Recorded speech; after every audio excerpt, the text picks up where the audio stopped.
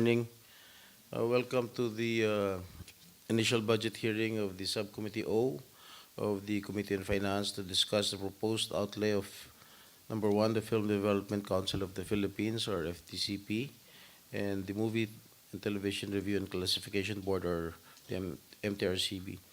Well, this is the first time that the Senate Finance Committee holds its budget briefings in this venue, and I am pleased to welcome all of you here in PICC for our briefing. Mas maganda yata dito.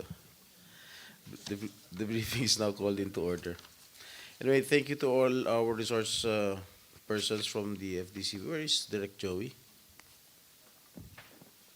Mr. Chair, he's on his way po. Some roads are still flooded in Taft Avenue po. So he'll be here in a few minutes po. Okay. May we ask our committee secretary to spread into the records the names of our officials from the FDCP and MTRCB who are present so they may be properly acknowledged. Thank you, Mr. Chair. Good morning, everyone.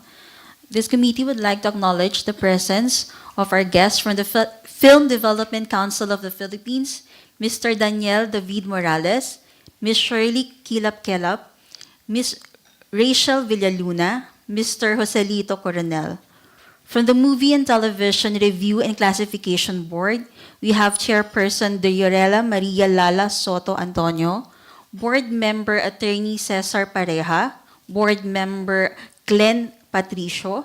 We have Executive Director Roberto Diciembre, Attorney Ana Farina Midlano, Ms. Erlinda Tirado, Ms. Jesusa Lorenzo, Mr. Alan Llanos, Attorney Ina Tolentino, Ms. Leslie De Vera, Ms. Delia Baldo, Mr. Carl Reden Baldos. That would be all, Mr. Chair. Thank you, Comsec. We will be tackling the 2025 budget proposals of two government agencies under the Office of the President, the FDCP and the MTRCB. These two agencies have a crucial role in promoting, supporting, and developing our local film industry, which in recent years have proven that we have what it takes to compete internationally. The FDCP, under the Office of the President, was created by virtue of Republic Act 9167 on June 7, 2002. It is their mandate to formulate policies and implement programs to upgrade the art and craft of filmmaking and encourage the production of films for commercial purposes. The agency envisions to provide public entertainment that seek to enhance the quality of life, examine the human and social conditions, and contribute to the dignity and nobility of the human spirit, and maximize the country's comparative advantage as a location site for international television and filmmaking, as well as to generate income, promote tourism, and enhance the image of the country abroad. On the other hand, the MTRCB, which is also under the Office of the President, was formed 38 years ago, or on October 5, 1985, initially as the Board of Censors for Motion Pictures through Republic Act number 3060. Through the years, its composition and mandate were reconstituted to what it is now. For an orderly discussion, we will discuss first the proposal of the proposed budget of the MTRCB to be followed by the FDCP kasi wala pa naman si Direct Joey. And before we proceed, we will allow our colleagues to deliver their opening statements. If you have any, Chairperson Lala. Thank you, Honorable Chairperson Senator Jinggoy Ejercito Estrada. Maraming salamat po.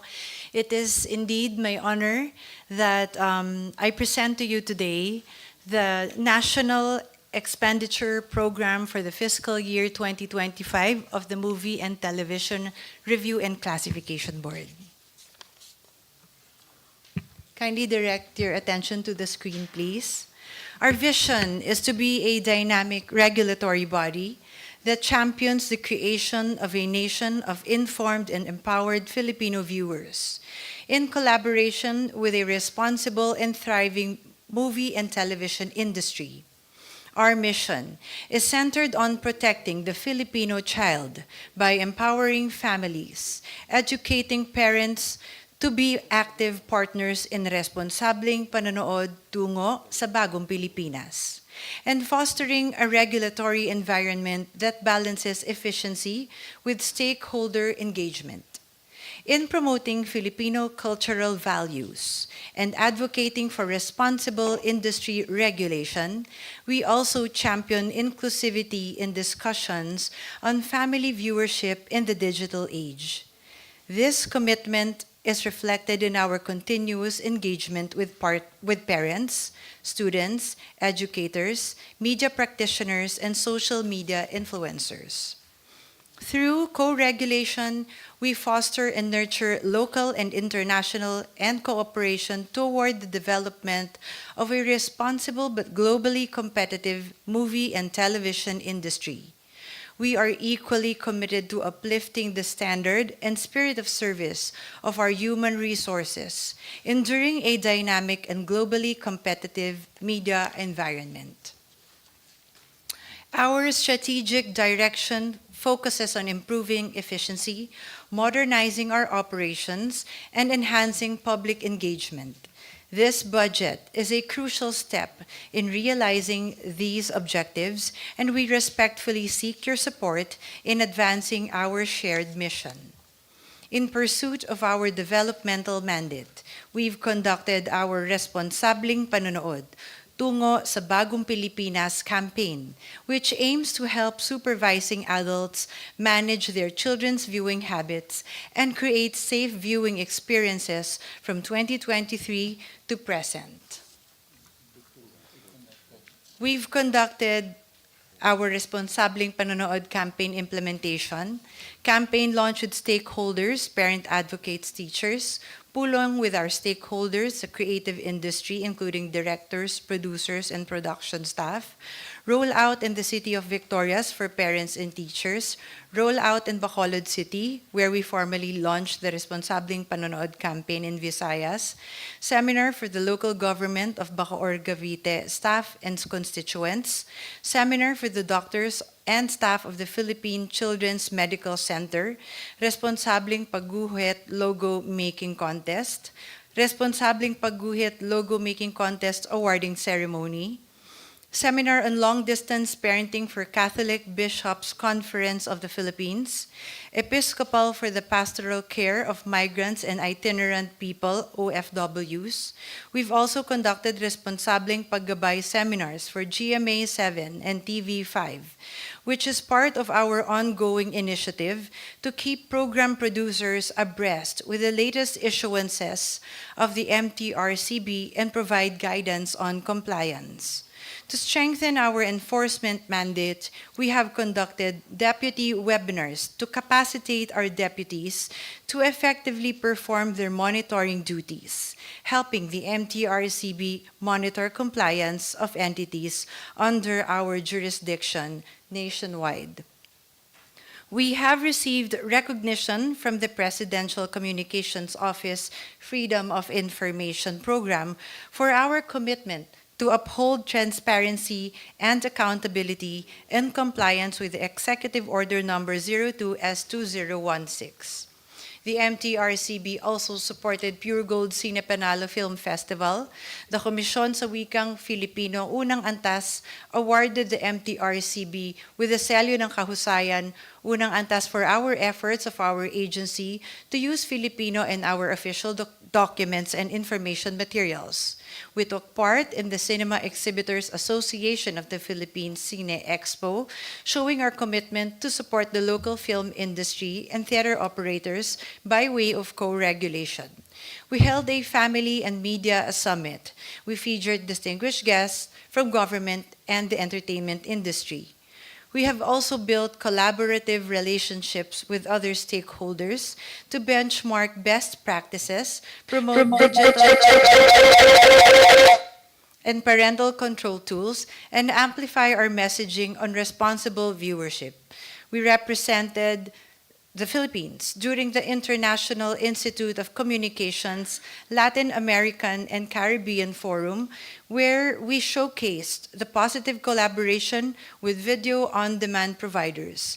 Delegates lauded the Responsabling Panonood campaign of the MTRCB and were impressed by our proactive and positive relationship with the online streaming platforms, even with the absence of jurisdiction.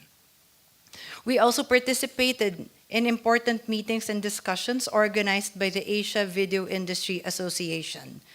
Improving our service delivery in the review and classification of media under the jurisdiction of the MTRCB, we have entered into a memorandum of agreement with the Korea Media Rating Board. Likewise, we have entered into discussions with the Indonesian Film Censorship Institution, who paid a study visit to the MTRCB to learn about our Responsabling Panonood campaign, and they have also committed to share their best practices in content regulation.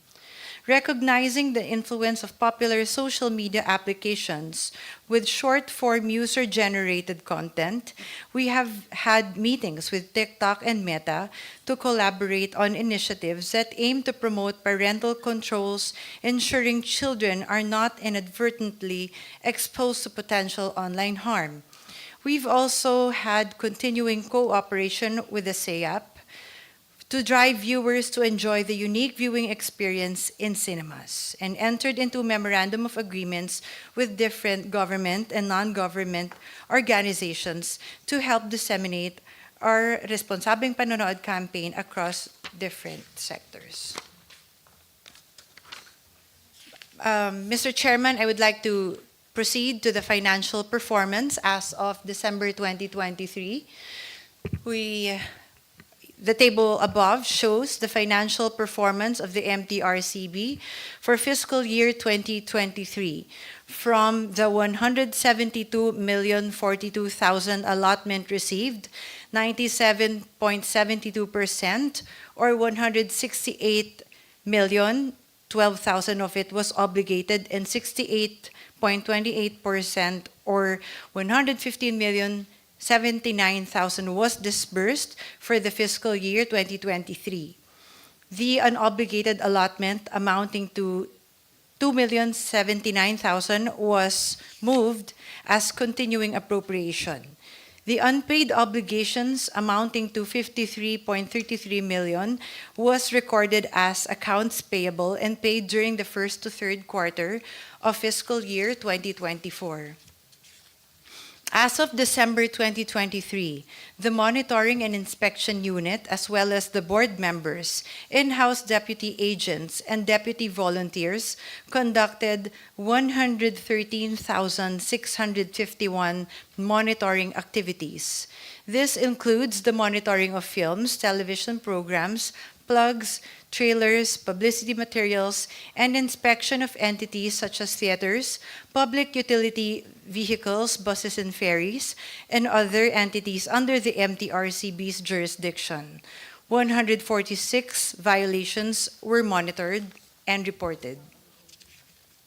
The MTRCB, pursuant to Section 3 of the Presidential Decree 1986, is mandated with the power to review and classify movie, television materials, and other related publicity materials, to supervise, regulate, and grant, deny, or cancel permits for importation, exportation of films, and television material. For fiscal year 2023, the board reviewed 128,997 materials composed of films, television programs, optical media publicity materials, and import-export permits. For fiscal year 2023, 255,220, or 100% of applications were checked, encoded, and assessed on the first day of its filing and/or submission. Applications were processed, reviewed, and permits were released within 10 days. The alternative dispute resolution process enforced by the board encourages parties to explore whether the dispute can be resolved by agreement rather than by a formal proceeding. For fiscal year 2023, 470 cases were referred to the Hearing and Adjudication Committee. Out of the 470 cases filed, 470 cases were resolved and decided through the conduct of best practices conferences with the stakeholders concerned. The Matalinong Panonood and Responsableng Panonood campaigns are flagship projects of the MTRCB, which aims to empower parents and responsible adults, even kasambahays, to determine the media and entertainment that their children see. This enables every supervising adult in the understanding and appreciation of the ratings and classification system for film and television. For fiscal year 2023, the MTRCB has conducted 35 seminars, fora, and information campaign activities under this banner.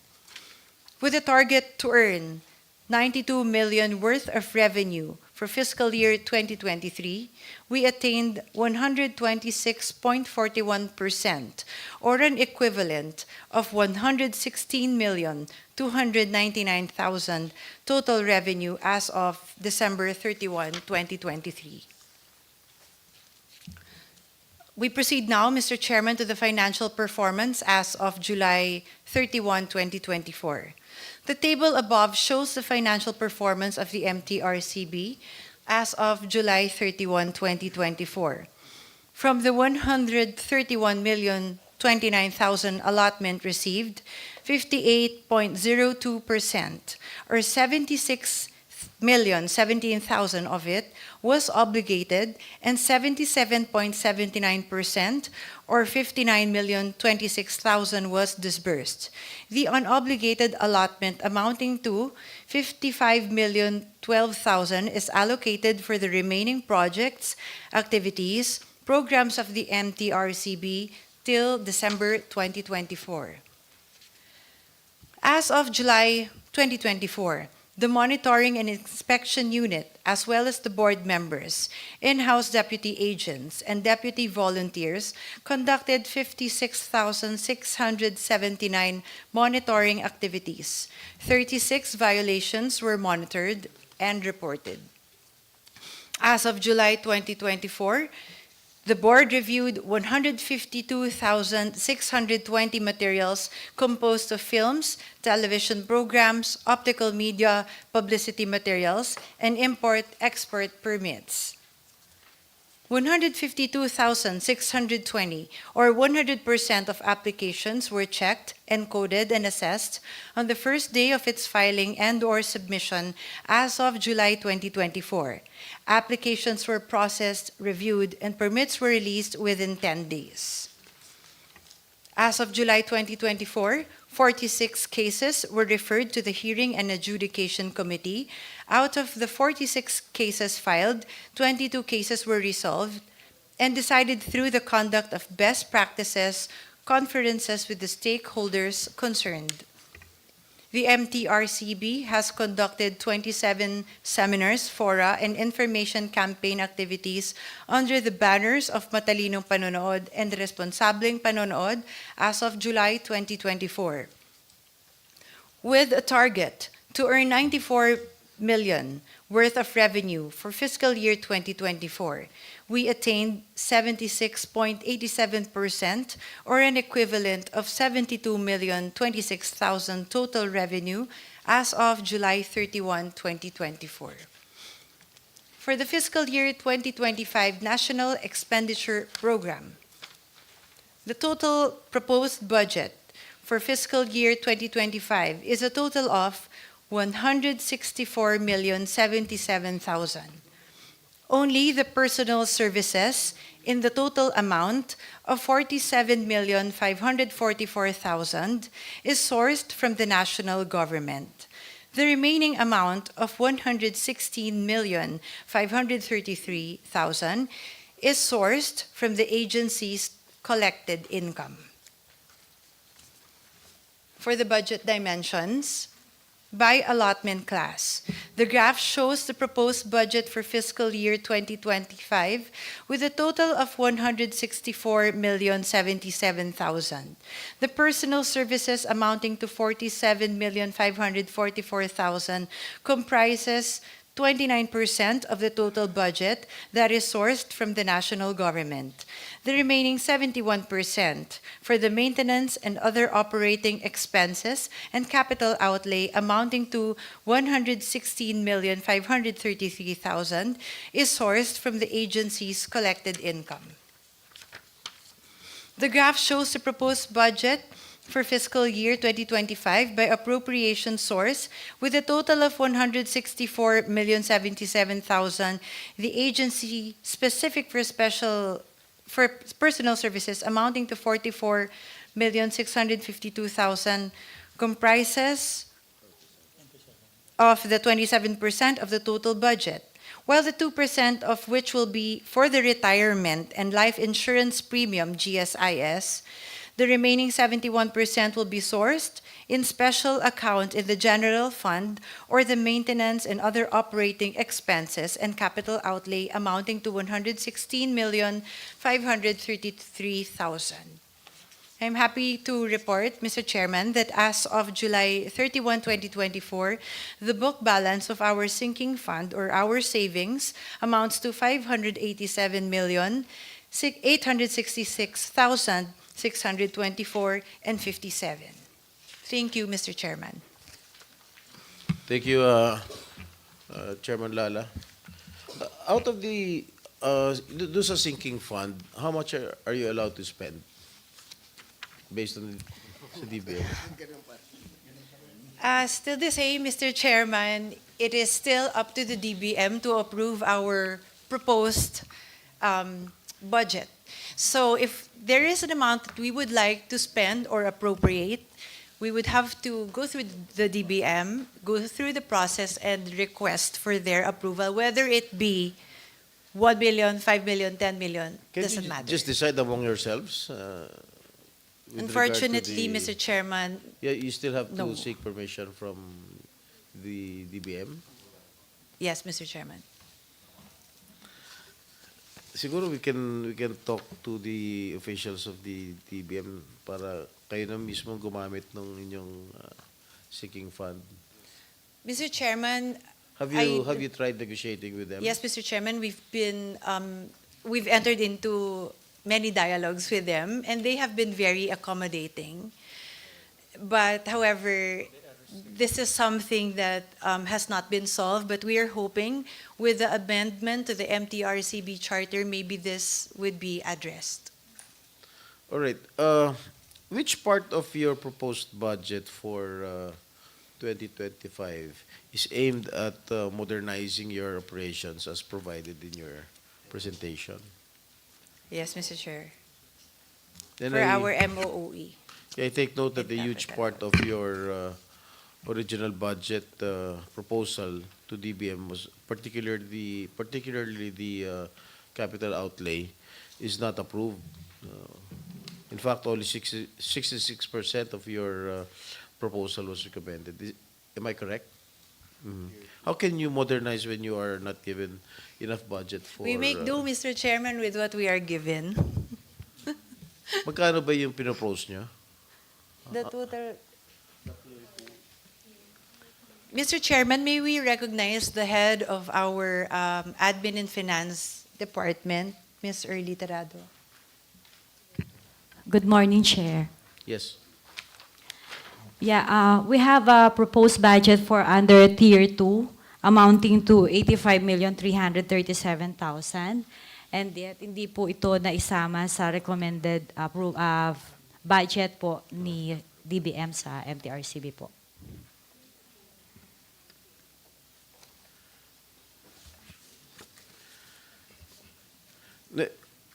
Can you explain again, what are the Tier 2 projects whose budgets were neither approved by the DBM nor included in the 2025 National Expenditure Program?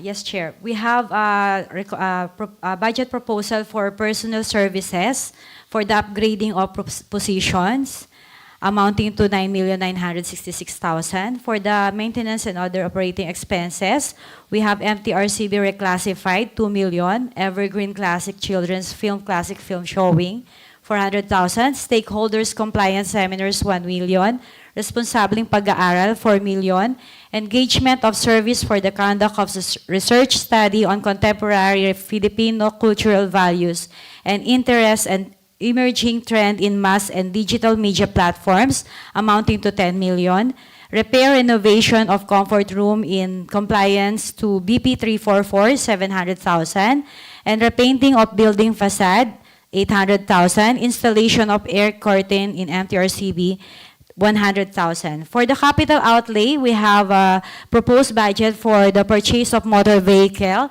procurement of motor vehicle, 3 units amounting to 7 million, and the ICT software, supply, delivery, installation, and configuration of document management and tracking system, 12 million, ICT equipment, high-end laptops with various softwares, 860,000, laptops, 70,000, heavy-duty scanners, 160,000, heavy-duty scanner for the MIU unit, 84,000.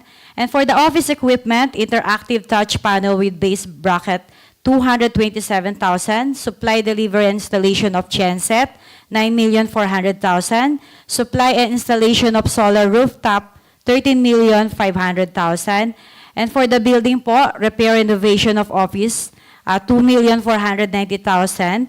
A total of 85,337,000.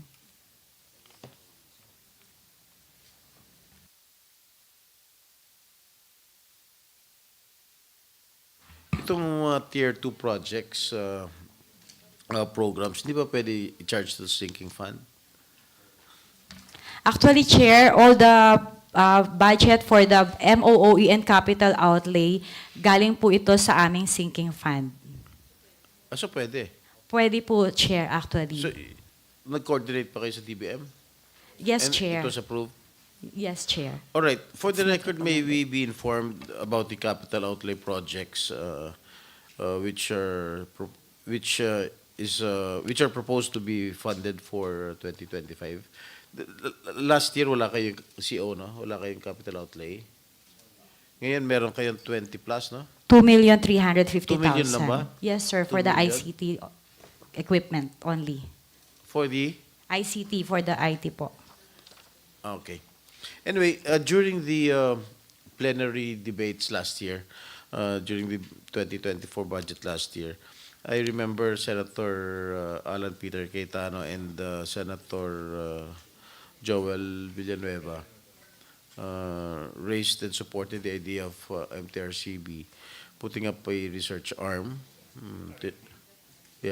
to establish clear and reasonable review guidelines rooted in Filipino values, and to study the MTRCB law relative to the expansion of its mandate to include digital media and continuing research about the Filipino audience, which can help filmmakers and television productions. Can the MTRCB share before this body any developments or explorations made towards this direction? Thank you, Mr. Chairman. Unfortunately, we did request to the DBM last year upon the recommendations of the senators, and it was disapproved.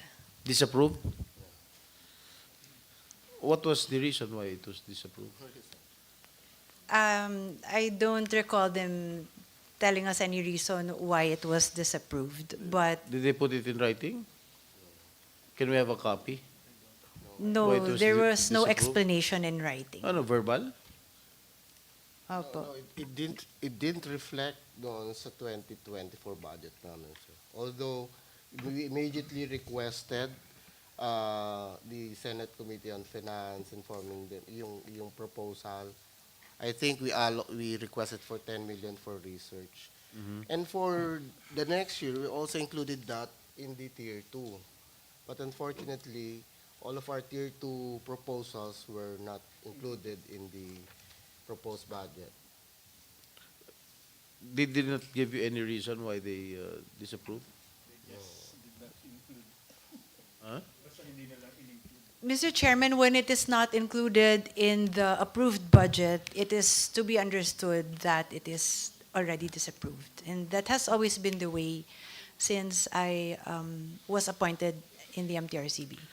Well, anyway,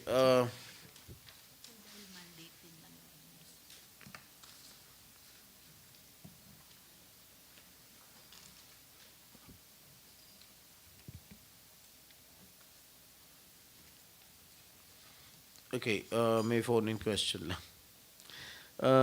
Did you mention you made representations with Meta and TikTok? Yes, Yeah. Mr. Chairman. Can the MTRCB please reiterate the purpose of these meetings with these two social media platforms? This is part of our... Is this included in your mandate? Yes, Mr. Chairman. Mhm. This is, if I may, this is part of our Responsableng Panonood campaign. Since social media and user-generated content platforms do not belong to our jurisdiction, but we do receive all the complaints from the general public and the parents. So, is it within your mandate? No, Ito it is mga- not within our mandate, but we did conduct meetings with them because it's part of our Responsableng Panonood when that we foster partnerships with the online curated content services.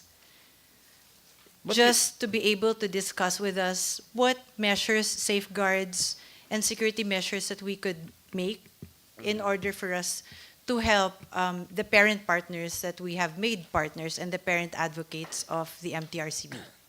So hindi nyo sakop itong mga social media, Hindi po. Netflix? Ratchet. Paano yung Viva Max?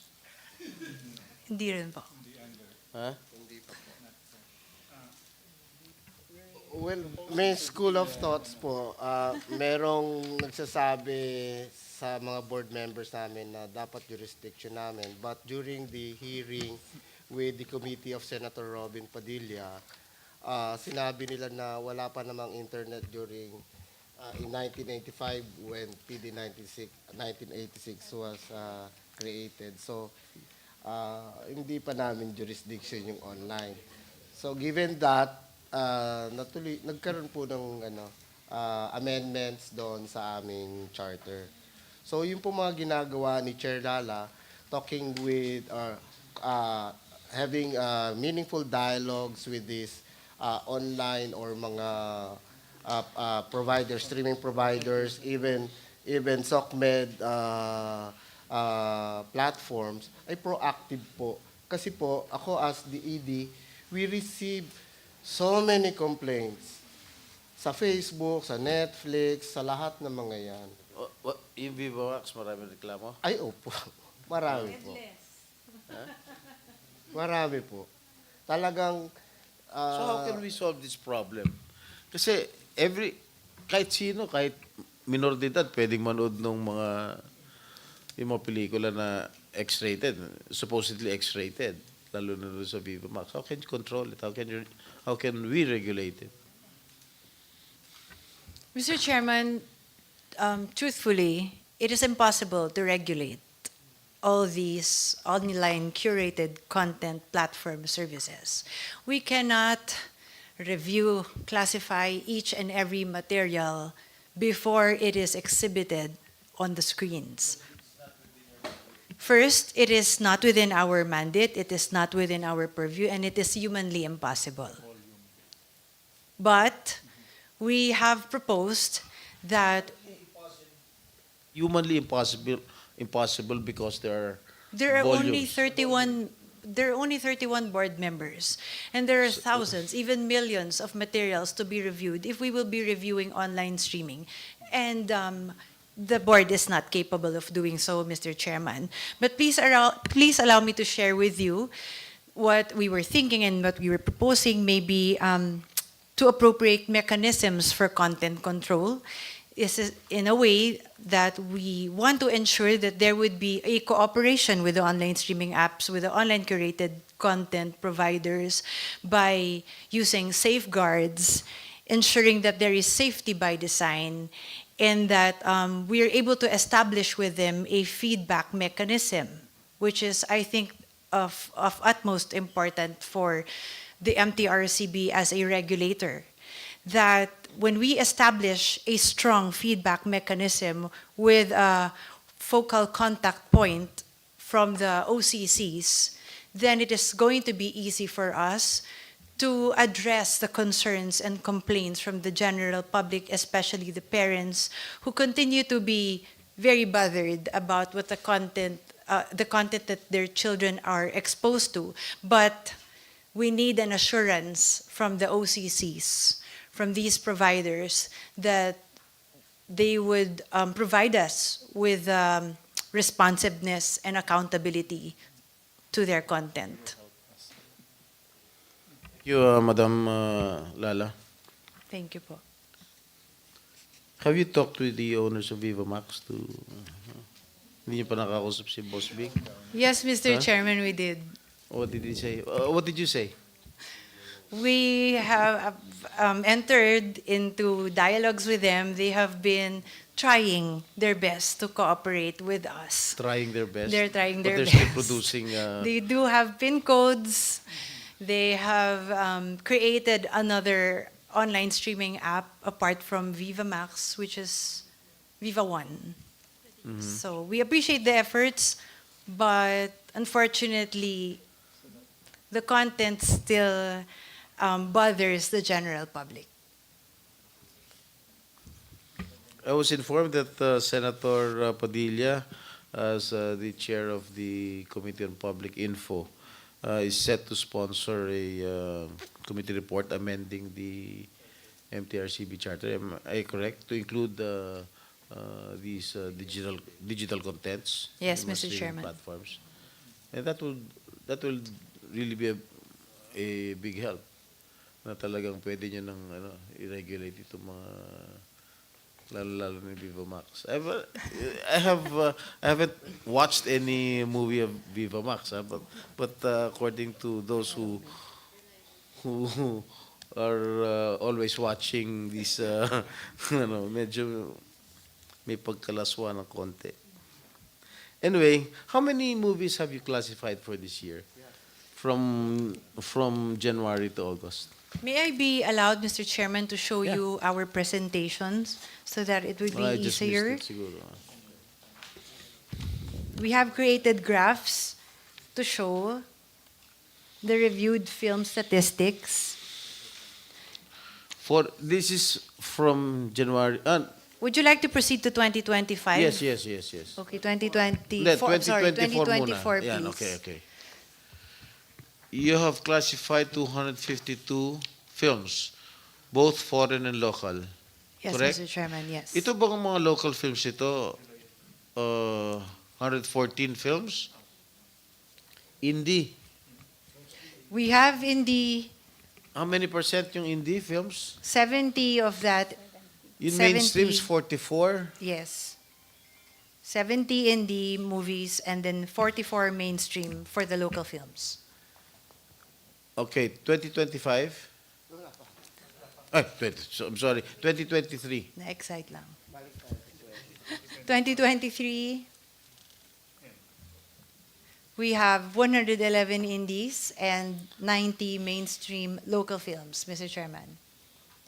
Ano itong mga mainstream movies na pinalalabas? We have 96? 90. 90? Oh, marami ah. Ha? Did they make money? Kasama na dyan yung sa Metro Manila Film Festival. Did they make Altogether. money yung mga 90 films nito? 90 mainstream films, no? Fest. Ha? Yung nasa Only the film festival. Yung sila, Ding Dong. Yes.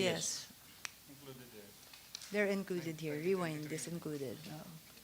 After those blockbuster hits during the last Metro Manila Film Festival, wala na sumunod. Lahat bagsak. Unhappy for You did very, very well. Mainstream. Yes. What about these indie films? Well, they didn't make much. Low budget naman yan. Apa. It's a foreign films. So foreign films, everything that produced by the foreign producers and were distributed by our local distributors. Okay. 2024 nga, please.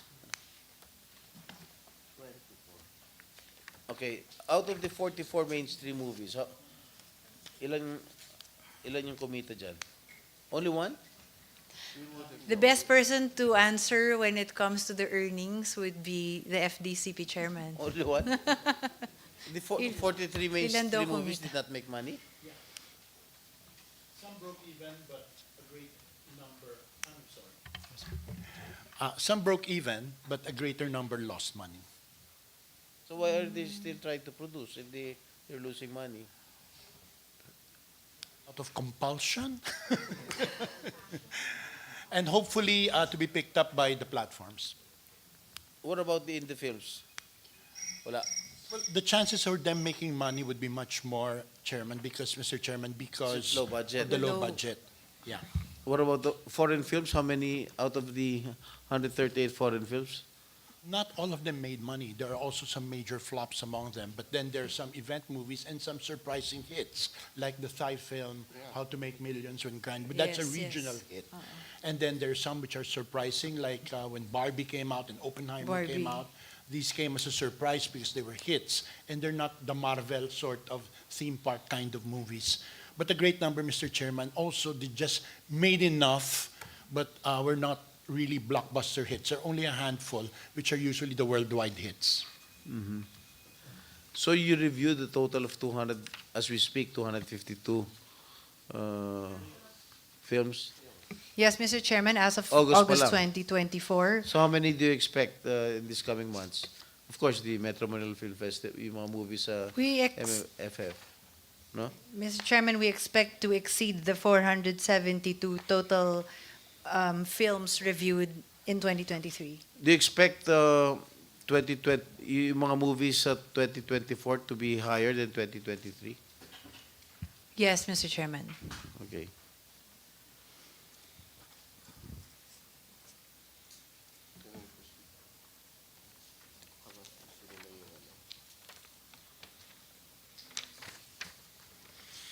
Okay, MTRCB issued an X rating against the documentary movie Alipato at Moog, one of the films which competed in the Cinemalaya Independent Film Festival, where it received a special jury prize. The movie is about the disappearance and abduction of activist Jonas Burgos in 2007. In a Facebook post appealing to the MTRCB, Director J.L. Burgos shared that on August 2024, the first reviewers, which is composed of 3 members of the board, disapproved the film from public exhibition.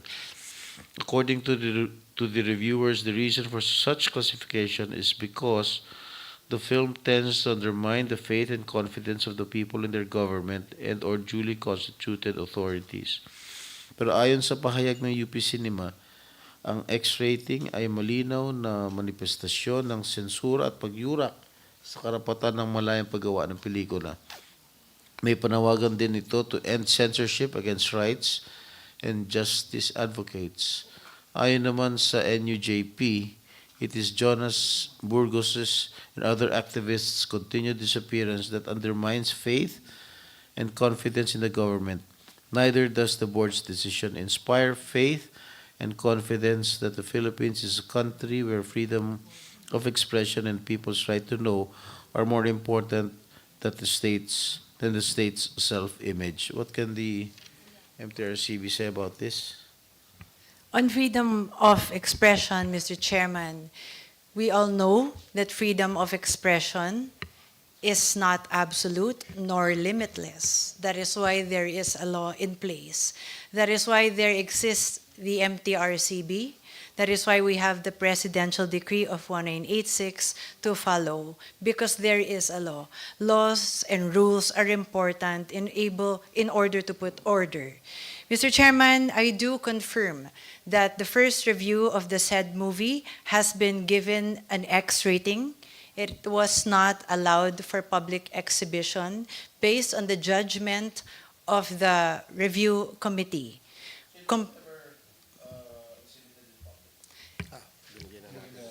To make it clear, Mr. Chairman, we have given them an exemption permit asked by the CCP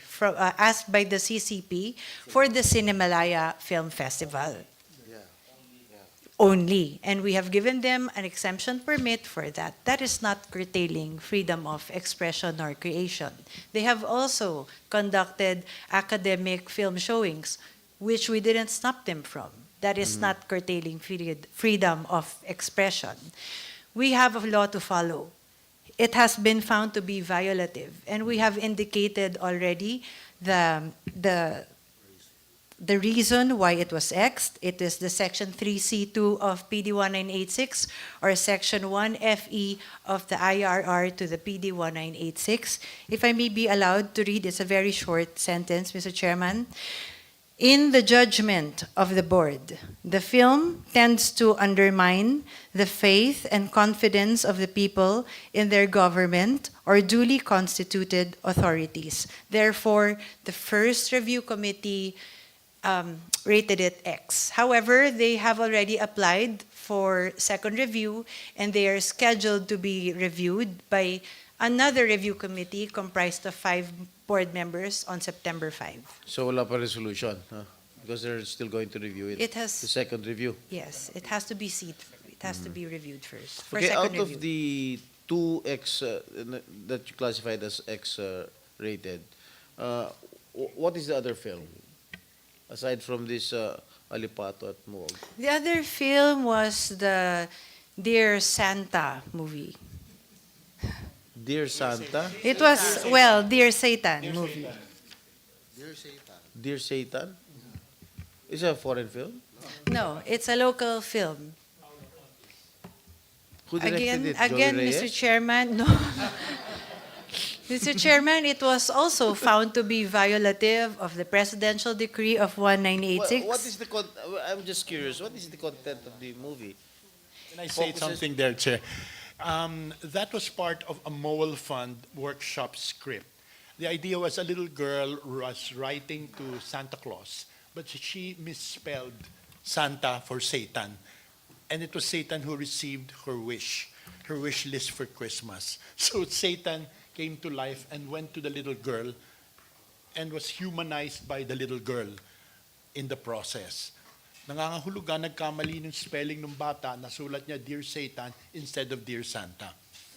At nabuhay si Satan, and then Satan went to the little girl, and Satan was taught love by the little girl. So it was never exhibited in public. No, Mr. Chairman, it Did was they given appeal? an X rating. They have not appealed yet, but it has been found to be violative Who's of the the who's PD the director? 1986. How did you find the film? I have not seen the film. I was there for the workshop, okay, when they were pitching the film. That's why I know the content. Who reviewed it? I have seen the film. How I was it? joined the board. I am offended as a Christian. Ano yung demonic? No, it is not demonic, but it is a depiction of, it has a different depiction of Satan becoming good. Satan will never ever be good. Yes, of course. So they haven't filed for an appeal. No, they have. They have come up with an article, I think, appealing for they did change the title. They're appealing for a change in the rating. However, Mr. Chairman, the chairperson of the board does not have the unilateral power to modify, downgrade, reverse the decision of the review committee when they have already reviewed a particular material. No, Mr. So- Chairman, I only execute the decision of the board. So how many board members are reviewing per movie? For the Only first 3. review, just 3, and then the second review, 5. So lahat na yung 114 yan, halimbawa yung 114 local films, tatlo lang. All, Each movie, tatlo. Yes, Mr. Chairman, all 31 board members review with 8-hour running time a day. Did, kailangan unanimous. For example, tatlo kayo. Ha? Kailangan majority. Majority. That's two. why there are 3 of them and 5 of them. Hindi pwedeng unanimous na tatlo. No, kasi Kasi, well, iniisip ko kasi yung kaso ko sa sandigan. Pag tatlo, kapag dalawa, kailangan kukuha pa ng dalawang member para maging majority. So 2 out of 3 pwede na. 2 out of 3, and then they end up discussing, and then they'll come up with one decision. And yes, one report. One report. Okay, are you satisfied with your budget? Huh? Ano? Mr. Chairman, may we recognize the Executive Director of the MTRCB? As much as we want to increase, syempre gusto namin mas malaki, sir, pero in the meantime, ina-assure din naman kami ng DBM na pagka na-utilize namin, let's say, more than 70% of our allocation for next year, pwede na namin i-request yung mga tier 2 namin and other programs and projects na gusto namin i-implement. Okay, siguro maybe the MTRCB family may wish to submit before this subcommittee finance your agency's wish list. So according to your priorities, and we shall study them and we'll see what we can do to increase your 2025 budget. Hopefully, considering meron pa kayong sinking fund. Thank you, Mr. Chairman. Okay? Sir, ready na po kami dyan. Okay. Meron na? Okay. Submit nyo na. So, thank you to the MTRCB family, and rest assured that I will always support your budget, being also a member of the movie industry. Okay, the proposed allocation of the MTRCB budget for fiscal year is fiscal year 2025 is deemed submitted to the plenary. Thank you. Thank you, Mr. Chairman. Kain muna kayo. Meron ba silang pagkain? O sabihin, nagtitipid tayo. BMR pa. Ay, mamaya na, mamaya na. Oh.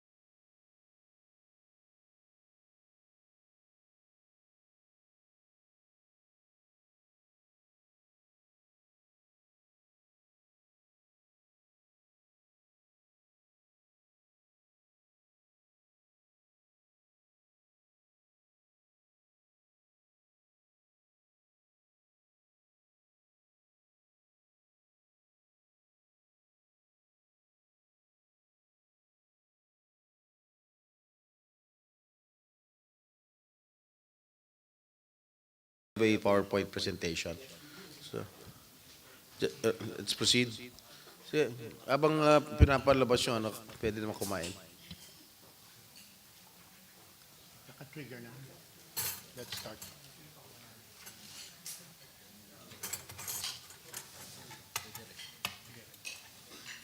Mamaya-maya na yan sa akin kasi magpe-present muna. Saan yung PowerPoint? Okay, yan. Mr. Chair, I can begin now. Please, please. Good morning, everybody. Good morning, everybody. And hello, the MTRCB. All right, now, the Film Development Council of the Philippines has realigned certain priorities, and we are dividing this presentation into three parts. The first part is a summary of what we have done. The second part is the state of our finances, and the third part is our plans. All right, for the first part, before I go into the first part, which is the mandate, and then the structure, and then the financial performance, as well as that of the proposed budget, and then the priority wish list, and then the updates of the key projects. Let me just give an overview of how we have decided to realign the priorities of the FDCP. Unang-una dito, ang aming apat na prioridad ay education, professionalization, globalization, and the most important, preservation. All right. In terms of education, we could see the projects that we have devoted or created precisely for educational purposes in terms of training, not only for filmmakers and film professionals, but more so of the students. The second is professionalization, because part of our plan is to not only professionalize, but to give a credence and a credential and certification to anybody who goes to the film set. And then globalization, that is something that has been established by the past administration, which is to expand the presence of Philippine cinema, not only within the region, but then worldwide through the participation in various film markets as well as film festivals. And then lastly, preservation, which I consider, or we consider most important, which is archiving and restoration of classic films. All right, so let me go through the first. If I may butt in, Direct Joey, Chairman Joey, doon sa preservation, how many films do you have in store? How Doon many sa do we- archives? I'm recognizing ED Dan, okay, our Executive Director Dan. Mr. Chair, currently po we have about 47,000 elements. So it's a mix of not just the film reels, there are also tapes and the posters and behind-the-scene photos from the movies done before. What is the oldest film that you have in store? Basically, the Gerardo de Leon films. Okay, it's way back. That is 19. That's 1940, 50s, 1940s and That's the 1950s. oldest Yeah. that you have Yeah. in store in Yeah. the The rest are archives. already, Mr. Chair, the rest are dead films. In other words, copies are not in their entirety, or we have lost them completely. Sad. Well, Mr. Chair, just for the record, 40% of my films are lost films. And I started doing films in the 80s. It has been lost already. Yeah, because negatives and prints no longer exist, and the only copies are in either Betamax or VHS, which cannot be restored nor color corrected anymore. What about the movies of, for example, FPJ?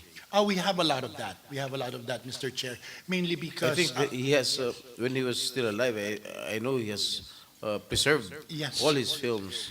yes, Mr. Chair, there are only two producers who are really very conscious in preservation. That is Armida Sigonreina and FPJ.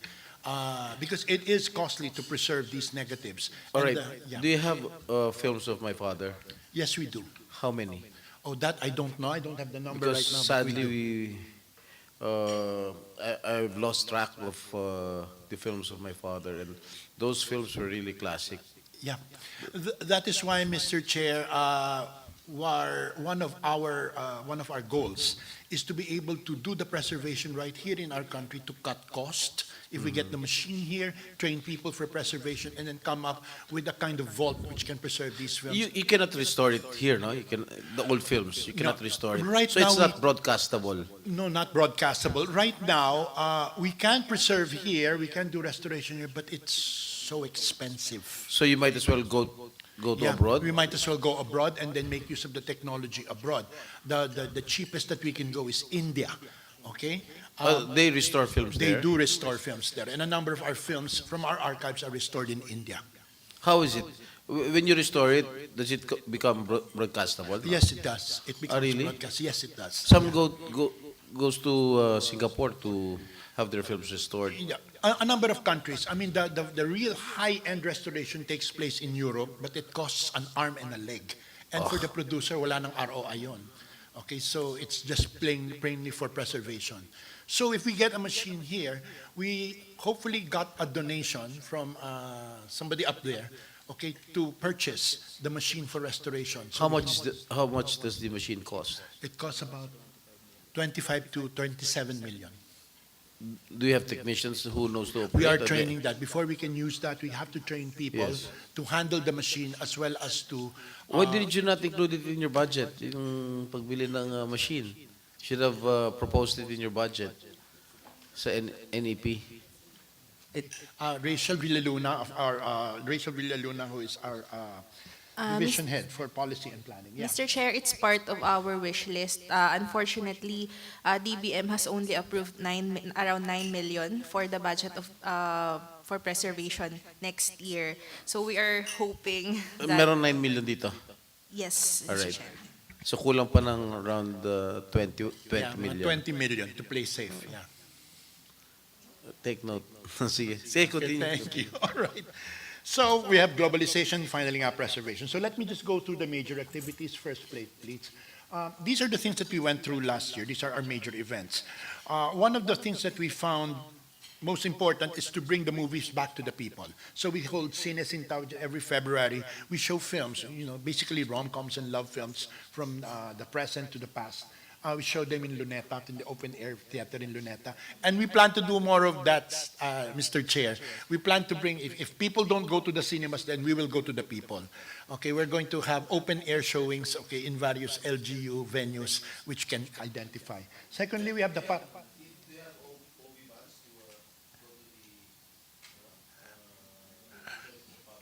No, we don't, but then we usually outsource them, okay, because they're only token M. But when we finally go to the public with the various LGUs, we will be needing such equipment, of which we are getting next year, right?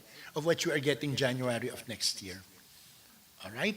And then we have Parangal ng Sining. We pruned down our award-giving function, okay, by giving an annual award to lifetime achievement awards to people who we believe were really significant in changing and creating the present landscape of Philippine cinema. Then we have various stakeholders meetings and consultations which are done regularly, which is with our Board of Trustees. One of the biggest innovations done since the time of Chair Tirso is our education division.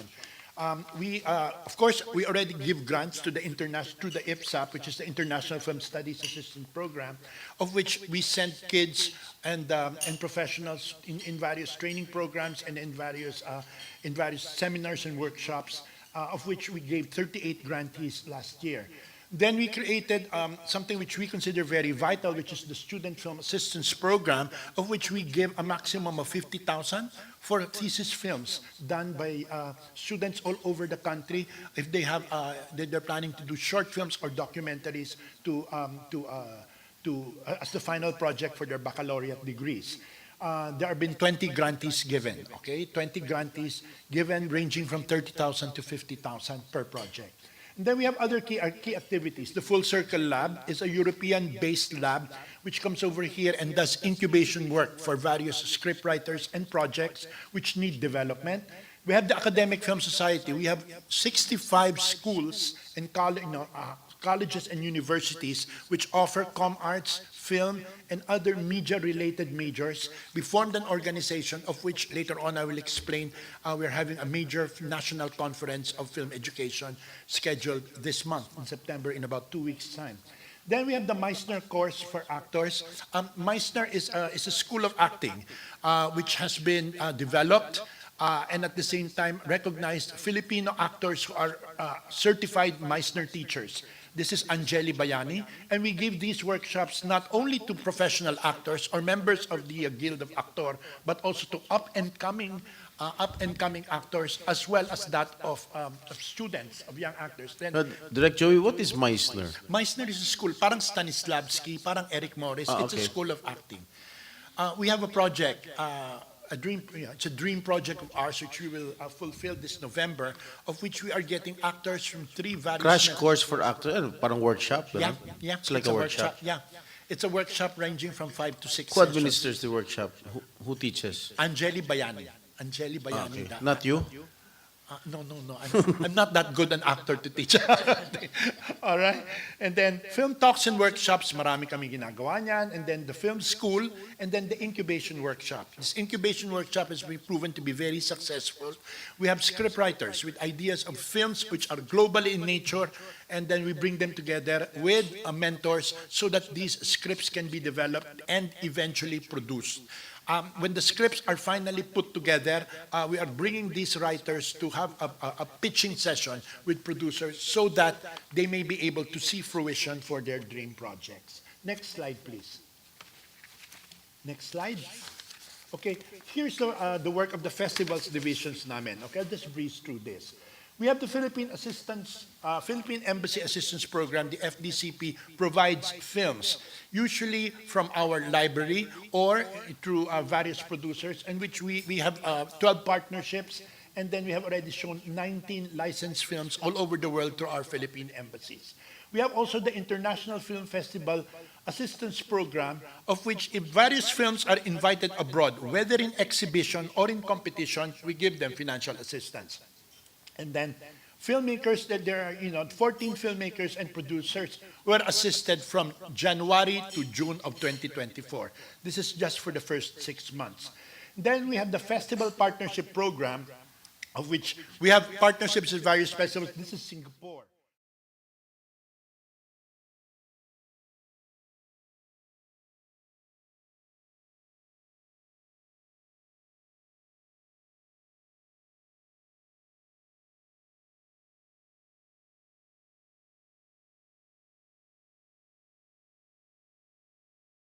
We have the Festival Development Assistance Program. These are OMB clearances, etc. In other words, tumutulong kami. Yeah.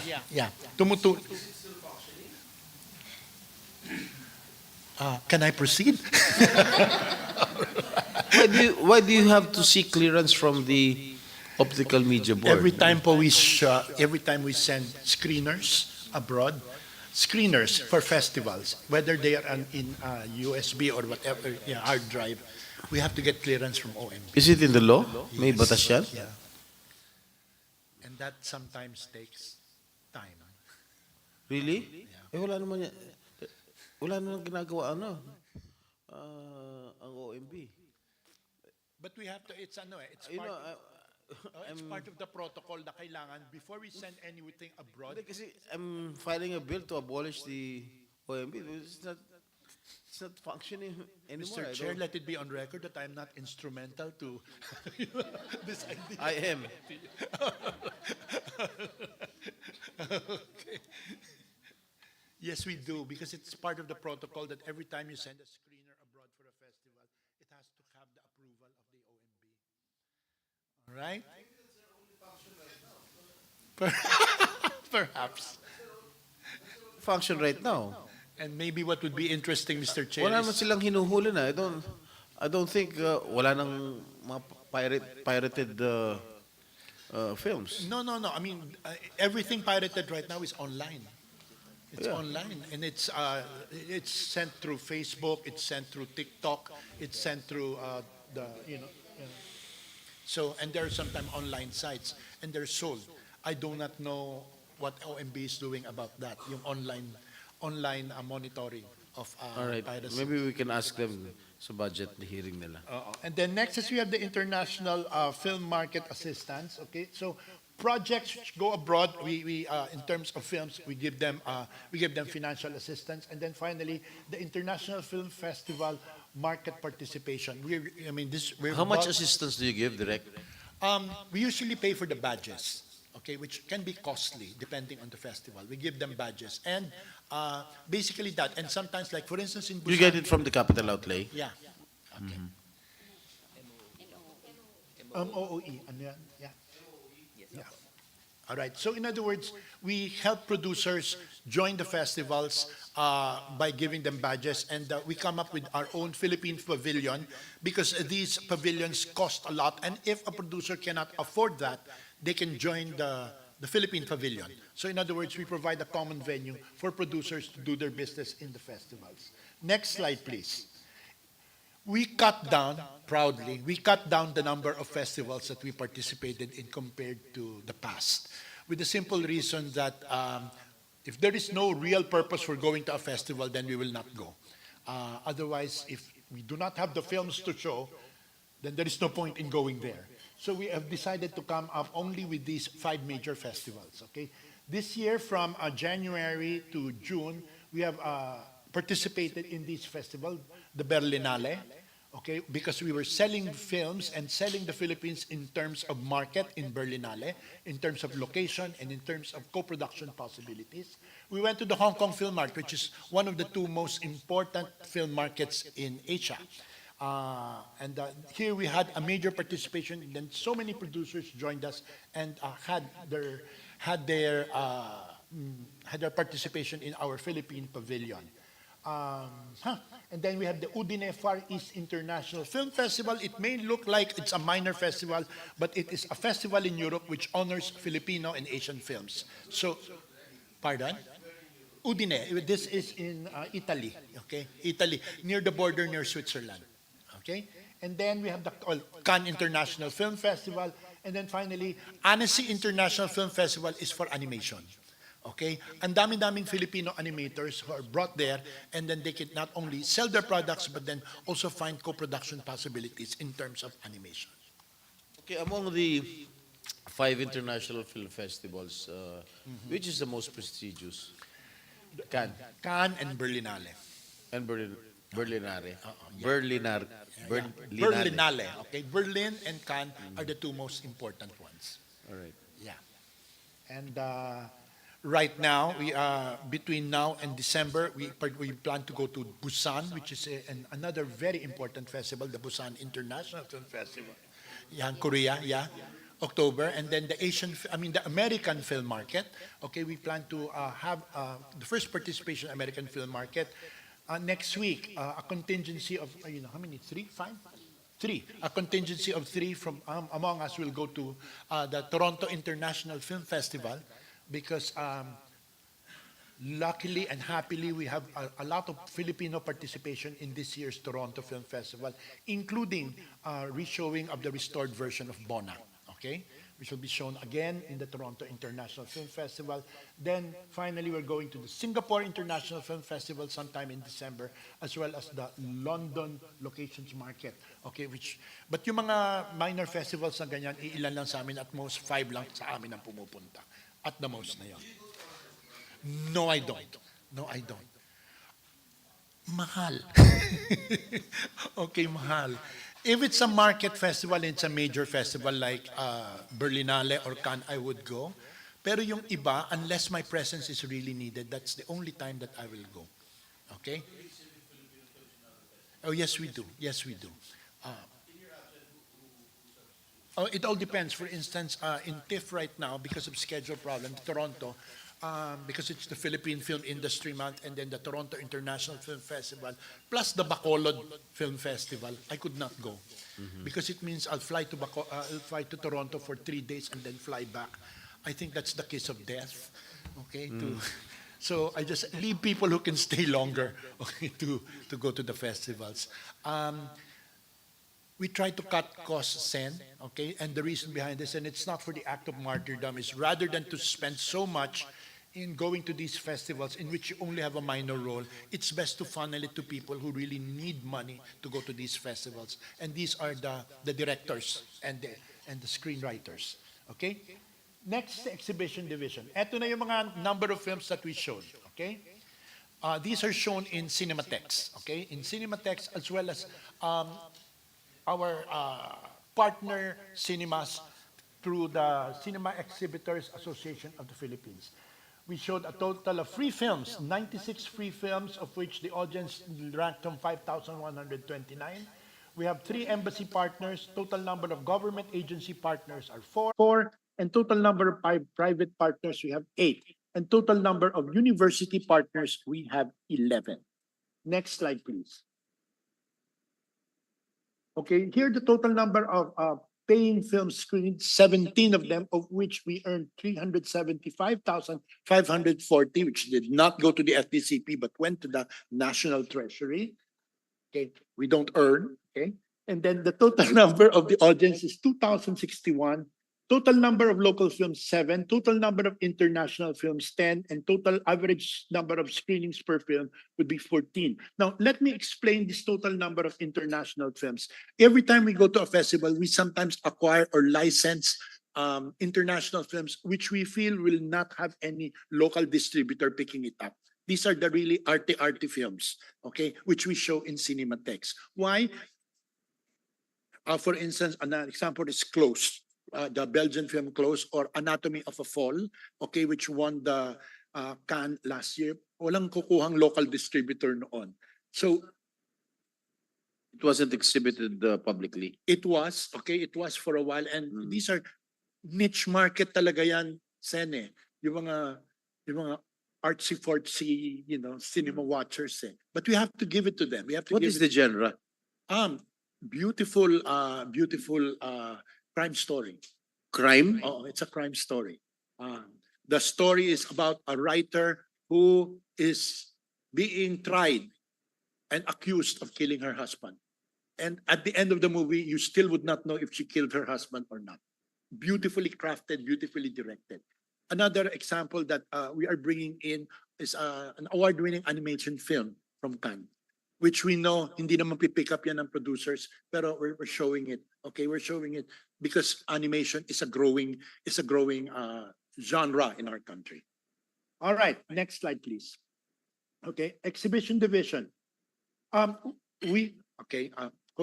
Miss Lala, we have our own online platform called OneFlix. Okay, the OneFlix. Okay, it's an online platform. It's our version of Netflix, but it's OneFlix.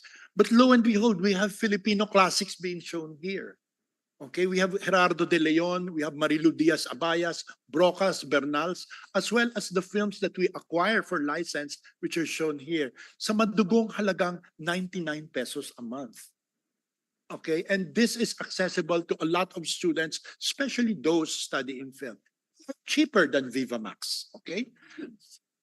And we have classic films being shown, okay? The number of subscribers right now is 67,483.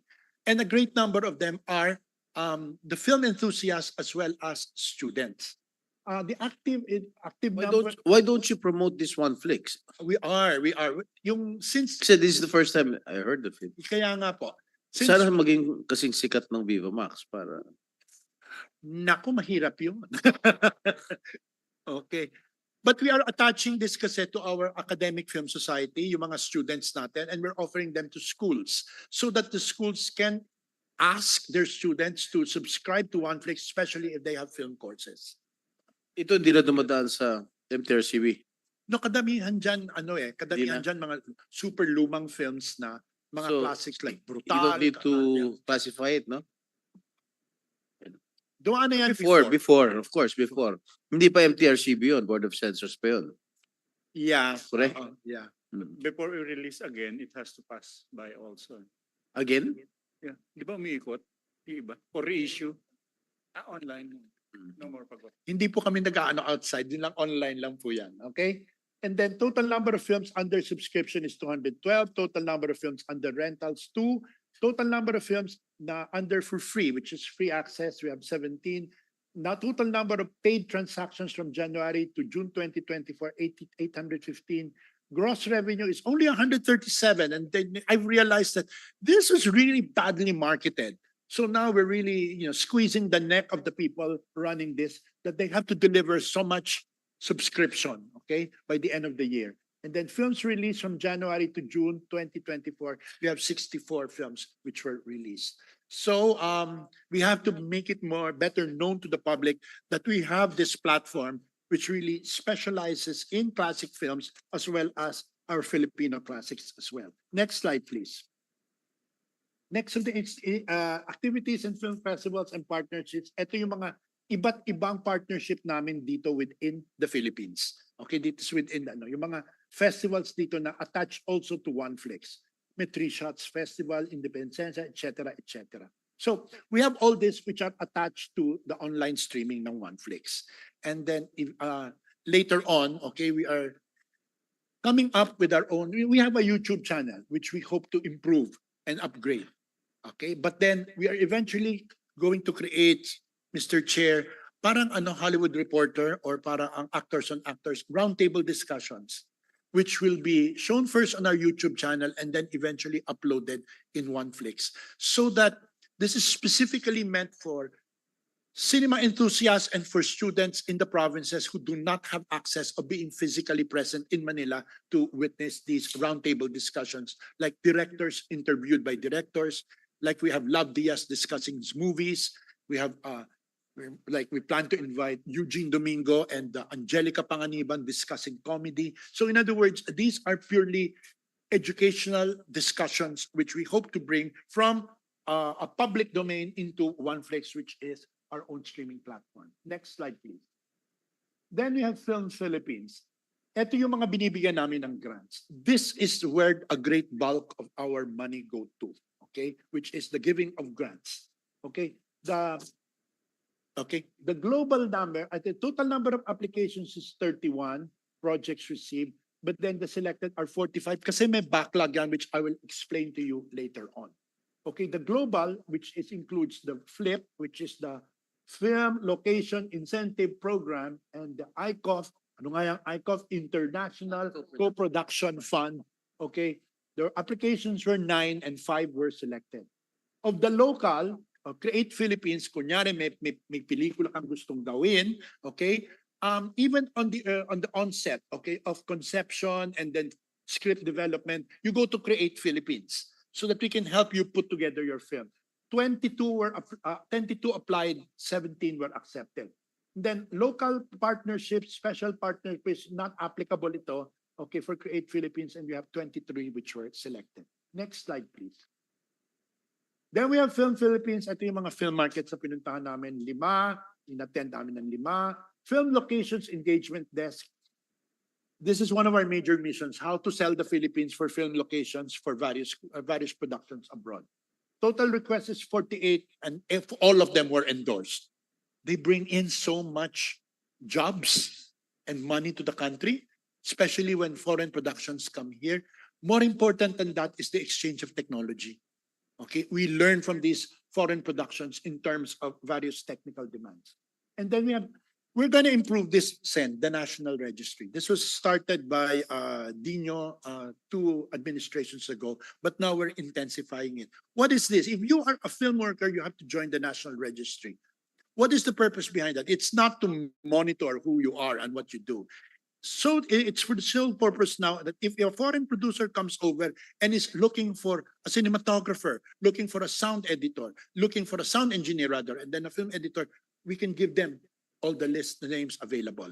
In other words, we make them accessible. Then if we know of certain delinquent practices of certain production houses, we can easily red flag them because we know that they're not the people to be recommended to the foreign productions. Next slide. Then they have ito yung Philippine Film Archive natin. As I mentioned before, one of my biggest pains is that 40% of the films I've made are all dead films. In other words, they cannot be shown anymore unless you'll be happy on its Betamax format.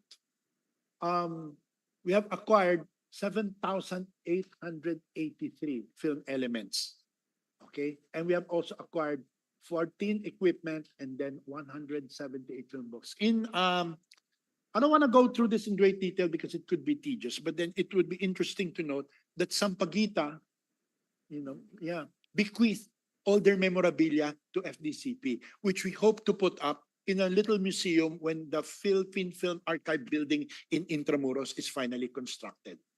Okay, so we have all the memorabilia, and then one of our dream projects also is to come up with a library of Philippine film scripts and screenplays. So we are starting that the moment the building is already ready. we are going to go through Star Cinema and all the productions. On the part of Regal, I am collecting all the still books and all the yung mga pictures na nilalagay sa labas ng sinihan as part of the history of Philippine cinema before. Okay? All right. So ito mga film digitization unit namin and then the preservation unit. Kailan matatapos yung construction ng building, Direct? Okay. It all depends on the fund releases. But Kasi hopefully, July nag-start next year. Nag-start na. How many percent na yung building? Mga 45% tapos na. Pero yung mahirap dyan, Mr. Chair, yung conditions ng film archive, kailangan perfect yung vault in terms of temperature and then control and all that. A big amount of that building that's being constructed in Intramuros, 2/3 of it is the film archive. Only 1/3 is the FDCP. Okay? So ando doon yung the film vault and then hopefully that's where we'll do our film Who's preservation. doing the construction? DPWH? Yeah, DPWH. Nagpakita ka ng specs Oo. na kailangan ng I think may ano naman, may religious follow through doon. Okay, ang nagiging problema lang talaga is yung time constraint, okay? Na kung kailan siya matatapos. Akala namin December ready, yung pala December phase 1 lang ready, wala pa ang phase 2. Okay. How big is the building? How many square meters? How big is it? Mr. Chair, approximately 870 plus square meters. One basement and 3 floors up. Yun po yung limit ng IA for the So saan nyo ilalagay yung archives? second and third floor. Second and third. We have the Cinematech, Yung, the first. yung ground floor is Cinematech and the Mini Museum. Yung archive is on the second and third floors. Okay, and yung building, yung FDCP occupies just 1/2 of the second and third floors. Right? Excuse me, MTRCB, you're excused na po. Pero I'm not telling you to go home. If you just want to go home, it's okay with me.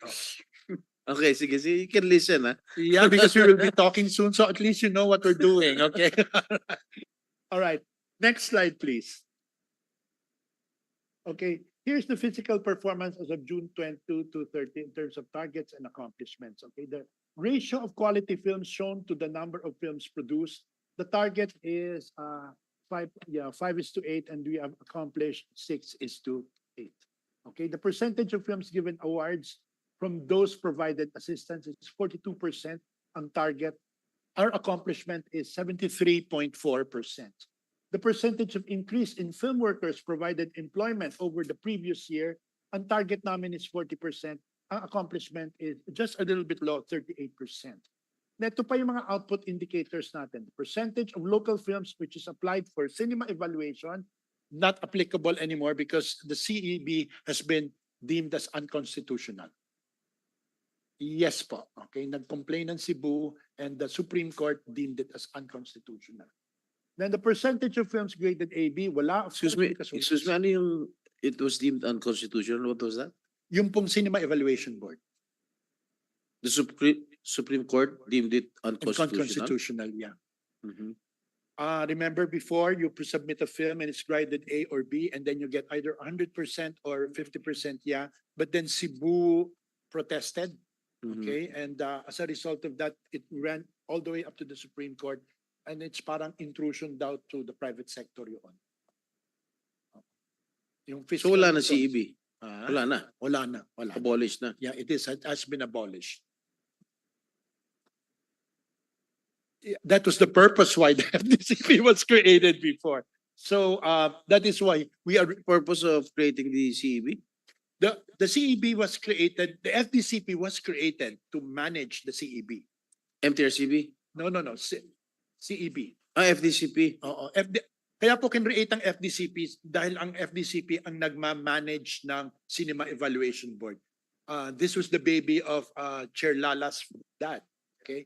CEB? Oo, the Cinema Evaluation Board. But Kumbaga, then- sir, sa amin rating yung audience, sa kanila yung quality. Yung So quality if it's rated A or rated B, may mga perks yung Yeah. producers para makabawi sila sa gastos. It was declared unconstitutional by the Supreme Court. Yeah, yung rebating of the amusement tax. It was deemed unconstitutional. Okay. All right. Then next, percentage of stakeholders who rate promotional events as good or better, 95%, and we almost hit 96%. Percentage of films provided incentives and grants based on merit, 30%, and we accomplished 51%. And percentage of award-winning producers, directors, and actors given priority to avail of incentives, 50%, and then ang accomplishment is basically 40%. Next slide, please.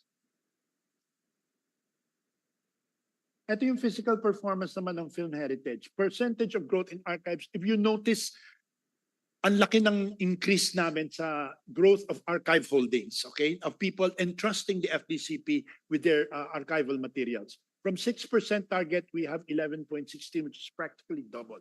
Percentage of recoverable films made available for the public, ang aming na-aspire 0.70%, but then we achieved 2%.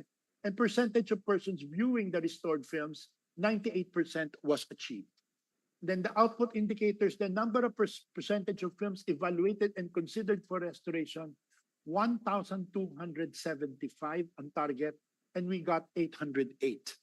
Okay, number of audiovisual elements managed and preserved, 1,500, and then we have 763, okay, of which mga film elements ang minamanage din. And then number of films restored, ang target is 1. But right now, it's 0 kasi matagal ang restoration. It could not have been covered in 6 months. It's still ongoing.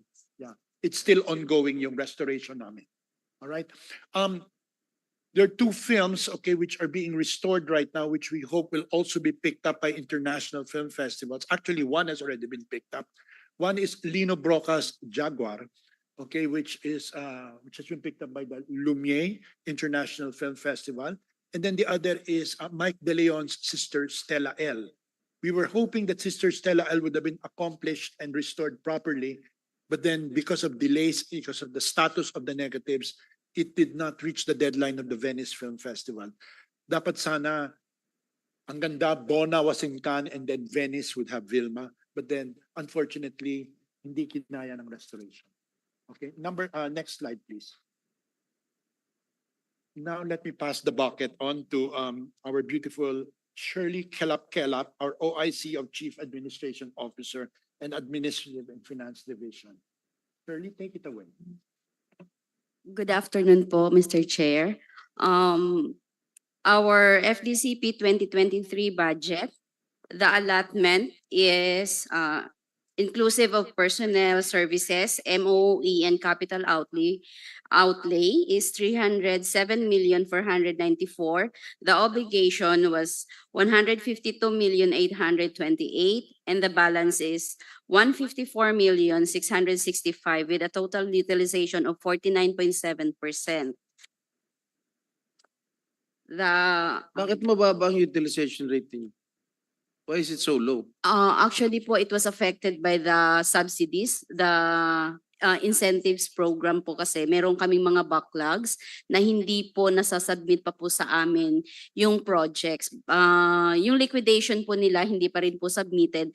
But nito pong 2024, nakapag-submit na po sila. Ito pa po yung affected during pandemic kaya hindi po sila nakapag-submit po sa amin. Pero nitong up to this July of 2024, nag-submit na po sila kaya ongoing na po yung audit namin. And hopefully by this third to fourth quarter, ma-release na po namin yung mga backlogs. Kaya po kami low utilization dahil po sa mga incentives na ito. Yes po. And then, okay. Next slide, please. Okay. The FDCP 2022 continuing funds, MOE, is 69,794,000, and then capital outlay was 2,160,000, total of 71,954,000. Obligation was 69,124,000. Balance is 2,829,000 with a total of utilization 96.07%. Total appropriation for 2023. Next slide, please. Personnel services, MOE, and capital outlay, 379,448,000. Total obligation was 21,953,000.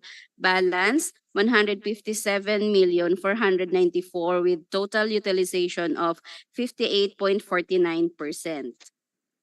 And as of June 2024, our current fund and continuing fund, the allotment was is 372,078,000. Total obligation 218,713,000. Balance of 153,364,000 with a utilization of 59% as of June 2024 po ito, Mr. Chair. Okay. 2024 to 2025 proposed, what's this? Budget for okay. The 2024 total budget for personnel services, MOE and capital outlay, grand total of 215,483, and the actual NEP that we received from the DBM for 2025 is 336,437,000. So dito po sa ano kasi yung capital outlay, nasamahan po ito ng building na 27.9 million po. And then the rest po dun sa vehicle and iba pang, ayun sa vehicle po, inalat sa amin. Ayun. Actually po sa personnel services, kaya po ito bumaba kasi meron po kaming mga unfilled positions. However po, this as of July, na-filled in po namin yung mga positions and then meron pa rin po kaming mga incoming pa. Ayun po. As we speak, how many unfilled positions do you still have? We have 8 po. Pero may ongoing po kami na 3 na pinost na rin po namin, accountant 2 and then program development officers, 2 po yun. And then the rest po, meron pa kaming ongoing pa rin pong pinapapost pa rin. So, And do you vet them? Do you Yes vet them? Actually po, we requested din po ng additional plantilla personnels po sana kasi marami po kaming mga ano talaga, mga magagaling na mga empleyado, wala kaming plantilla positions po. Actually, that's also because of the expansion of certain programs, Mr. Chair. Because of the new programs that we are creating, as well as the expansion of some existing programs, kinukulang na kami ng personnel at kulang na ang mga plantilla position. And we sometimes lose good people who are COS because we cannot provide them with the plantilla position. So we are requesting for more plantilla posts with the expansion of certain programs and engagements. Okay po. 2025 budget breakdown by PAP. General Administration and Support Services, total of 92,675,000. And PS, Personal Services is 17,213,000, MOE 36,462,000, and capital outlay of 39 million. Sa film industry promotion and development services, 234,506,000, PS of 8,575,000, MOE 225,931,000, wala po silang capital outlay. And then sa Film Heritage Preservation Program, ang binigay po sa kanila ay total of 9,256,000. Ang personnel services po nito ay 1,243,000. MOE is 8,013,000. A total of 336,437,000, PS of 27,031,000, and MOE 270,406,000, and capital outlay of 39 million. Percentage of budget. General services po is 36,462,000, which is 13.5%. Film industry promotion and development services, 225,931,000. This is 83.6%. Film Heritage Preservation Program is 8,013,000. This is 3%. A total of 270,406,000. Okay. Yun na po. Next slide po. Film Industry Promotion and Development Services, Education, Festivals, Exhibition, Communications, Film Philippines Office, OCSEO, and OED, Policy and Planning Unit, and salary of contract of service personnel, a grand total of 2,334,000. 234,506,000. I'm very sorry po. Thank you. Film Heritage Preservation Program, contract of service, personnel salaries, supplies and materials, restoration and maintenance, travel expenses, other expenses, a grand total of 9,256,000.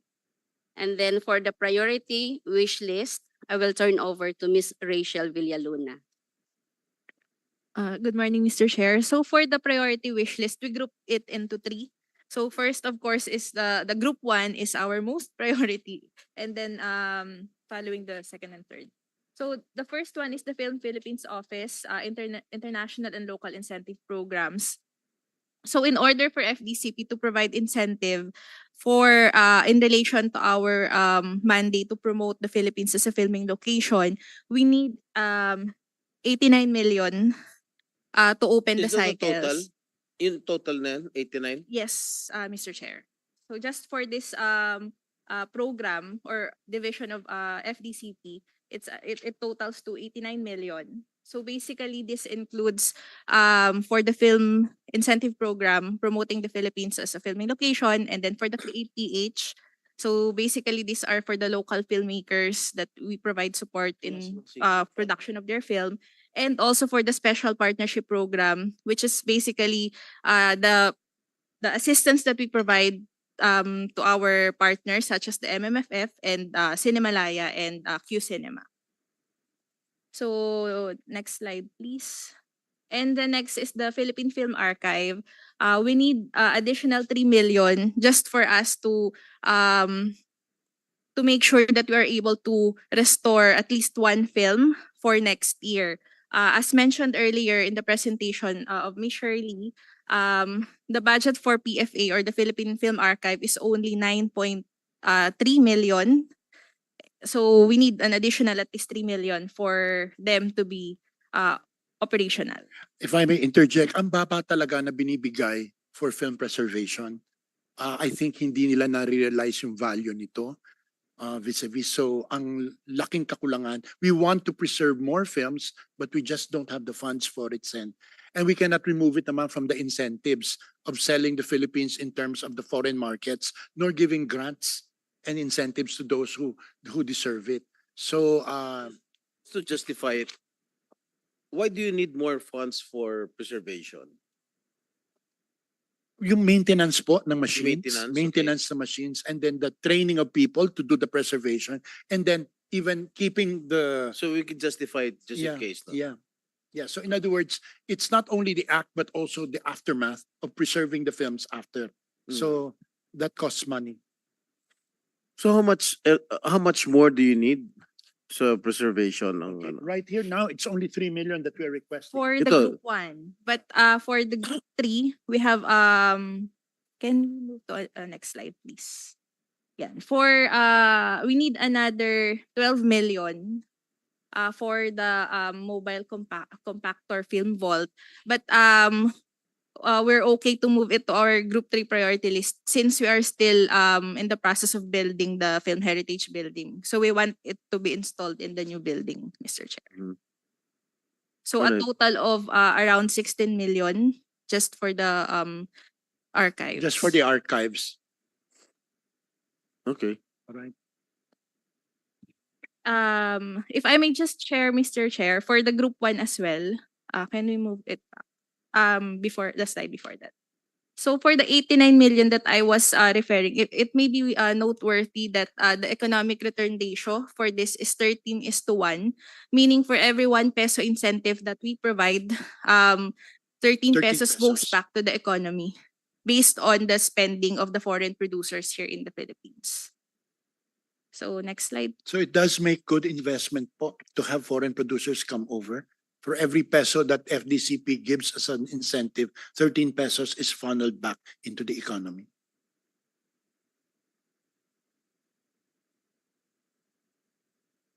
Yes, we do. Yes, we do. No, but some don't, okay? But a lot do. Some come here on their own, like there was a Korean series that was shot here, which, they went straight. Okay, No. they went straight to the It Philippines. was never coordinated. through It your was not office. coordinated in our office. Who did they coordinate That with? we do not know. How can they Yeah. shoot without coordinating with you? That there was a local line producer who did all the arrangements in getting permits and the likes. Pwede ba yun? Yes, pwede po yun. Because we don't have control of all foreign productions coming in. Okay, only those asking So for what do you assistance. do if a foreign outfit wants to shoot here in our country? What is the role of the FDCP? Oh, we can offer a lot, Mr. Chair. One is we can help make arrangements with the LGUs. We can help find local personnel to assist them. Crew. We can, in terms of crew and of not only crew, in terms also of the technical assistance. We can look for production houses to help assist them. We can help a lot, and we can help make the network. So parang optional lang, no? Yeah. Optional lang. Yeah. And a lot naman, I mean, from the number of co-productions that came in here, only one did not avail of our service. Okay, all the rest did. Sino yan? Yung Korean, Korean series. But all the rest usually would go to FDCP. And since we started a more active participation in markets, a lot are coming in. A lot are coming in and seeking assistance. And that is why we are also coordinating with Secretary Abalos, okay, with the DILG, to help facilitate the cooperation of LGUs and to simplify matters because of the numerous bureaucracy of production. Okay.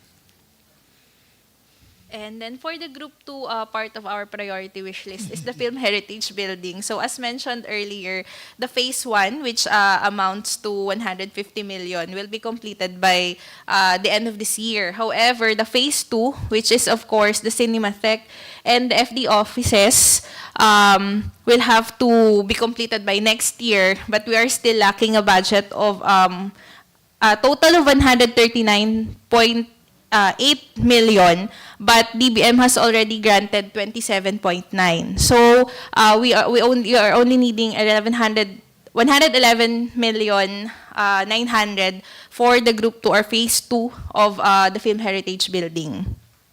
And then next slide, please. And then for the group 3, we need the mobile file compactor for the Philippine Film Archive, and for the exhibition division, the purchase of DCP for Cinematheques, Manila, Iloilo, and Davao, which is around 15 million. And for group 3, the total is 27 million. So these two initiatives or projects, we want it to be installed in the new building. That's why it's put on the group 3 of our priority wish list. So next slide, please. Wait, hold on. Let me just interject about the Cinematheques. Mr. Chair, I think one of the most successful programs of FDCP are the Cinematheques. These are the micro cinemas which can seat from 100 to 120 people. We have 5 of them right now, 1 in Manila and then 4 in the provinces. And then we see how we can expand our reach and help regional filmmakers through the Cinematheques, because this is a venue for them to exhibit their films and to have various workshops. And right now, we already have, I think, 2 more, no? 2 more requests for 2 more additional Cinematheques, 1 in Calibo, Aklan, and then 1 in Baguio. We used to have 1 in Baguio, but it had to be shut down, but there is a clamor for a Cinematheque in Baguio. And I know Pampanga is also asking for a Cinematheque. So I think that's also an imperative, because it gives an opportunity for our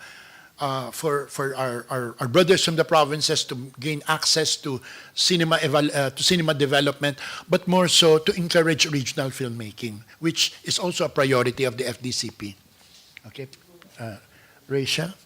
So next slide, please. So the total wish list for FDCP is 276,449,620.11 pesos. So this will be I know this is a big amount, but this will greatly help the industry, especially during this time that we are trying to survive.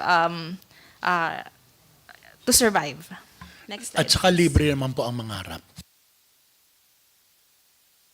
Next slide, please. So for the updates on priority projects from 2024, next slide. So first is the Film Heritage Building. This was already presented earlier, so we are already on the 45% rate of accomplishment. And per our latest coordination with the contractor, they will be the building will be completed by November this year.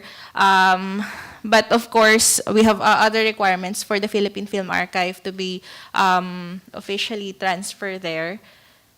And then next slide, please. And then for the Philippine Film Industry Roadmap, we are currently in discussion with Olsberg. So this is a UK-based research institution that focuses on coming up with policy papers and roadmaps for the screen sector. So we hope to we hope to have this project finalized and completed, if not by the end of this year, first quarter next year. And we hope that this roadmap would help the industry to help the film industry have its strategic direction in terms of its development. Next slide, please. Wait, can I interject again about surveys?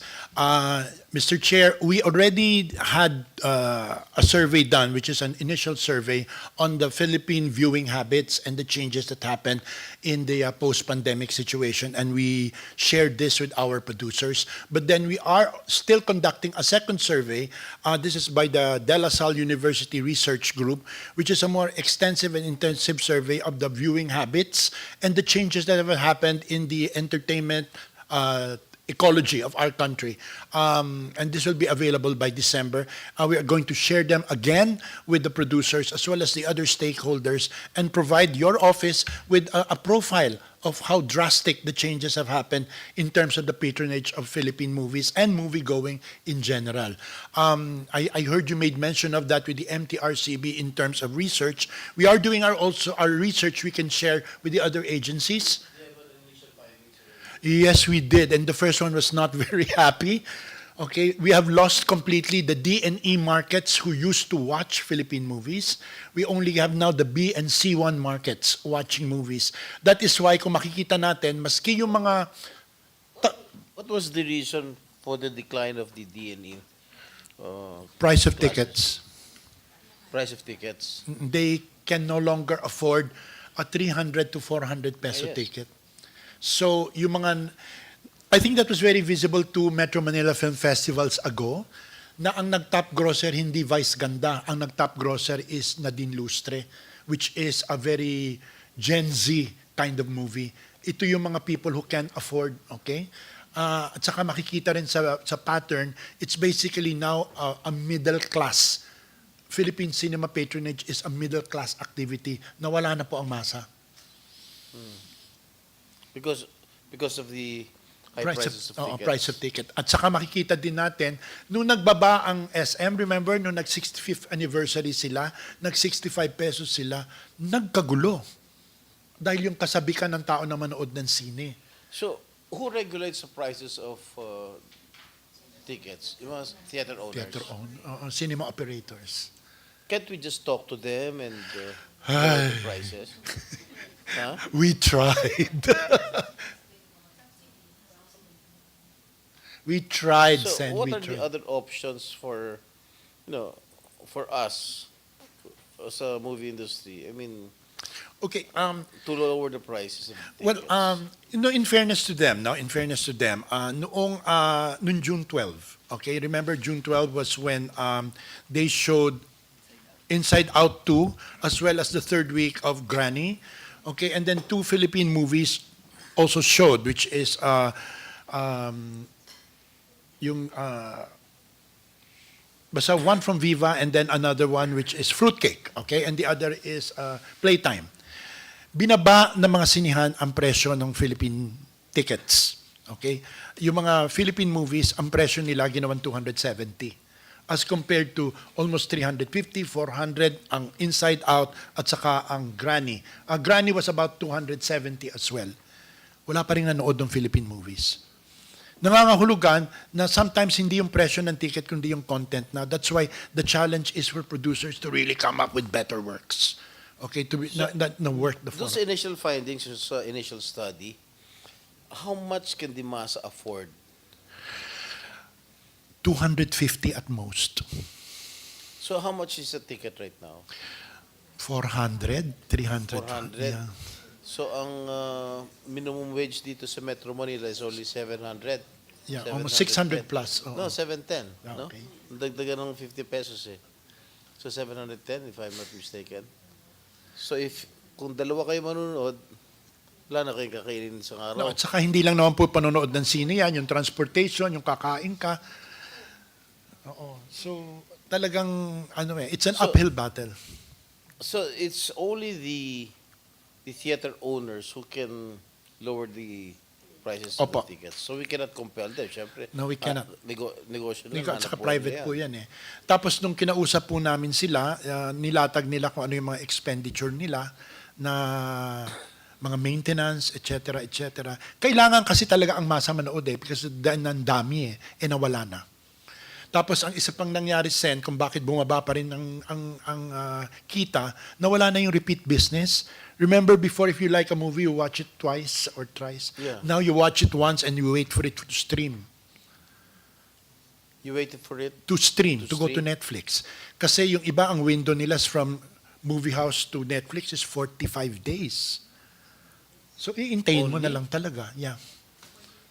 45 days. 45 days lang? Mm-mm. Di ba mga 6 months yan? Hindi na. Nag-negotiate na sila. Oo. Matter of days. Kaya iniintay na lang. Yung second business mo, sa streaming mo na pinaano. So it's not wise to produce a movie, really. Wag naman po. No, well, given those facts. Well, ang big jackpot talaga, di ba, Chair Lala, is the Metro Manila Film Fest. Pero again, in the Metro Manila Film Fest, hindi naman lahat ng 10 kumikita eh. Yeah, I know. Mga- Meron isa yata na hindi talaga kumita. Isa, dalawa na hindi talaga Or, kumita. no, even 3 ngayon. Pag 10 talaga, mga 3, 4 hindi kumikita. Oo. Kasi And number 1, yung number 2, malayo sa number 1 eh. Grand Slam po, yung Rewind was a Grand Slam. In the same manner that now itong Unhappy For You is really a Grand Slam. But can you imagine, Sen, from January, the next big hit is August? All the months in between, flop lahat. Wala talaga kumita. Sad talaga, no? Mhm. Anyway, moving on. Sige. And then for the updates on the congressional initiative, so the nearline storage and network storage. So FDCP was able to receive additional budget of 15 million for the procurement of nearline storage. This would serve as or this would integrate all its digital process, all of PFA's digital processes for a more efficient and cost-saving processes. So this will also eliminate manual transferring of data and cost of transfer materials, and most importantly, man-hours. Currently, the said storage equipment is slated to be procured in the 4th quarter of the year, also in time for the completion of the building by November this year. Next slide, please. And then for the OneFlix mobile app, we were also able to receive 5 million from the Senate. And of course, this will this aim to have for an easy-to-use and accessible mobile application of the OneFlix streaming platform. And then currently, our exhibition division is working on the procurement of services for the development of the said mobile application. So it's now ongoing, and I think we have already identified the service provider for this mobile app. That's all for FDCP. Thank you. Okay. At saka Sen, hopefully we can get more support because ang pinaglalaban ng FDCP, and I guess like lahat naman ng mga ahensya involved in cinema, is the preservation of Philippine cinema because now it's really do or die.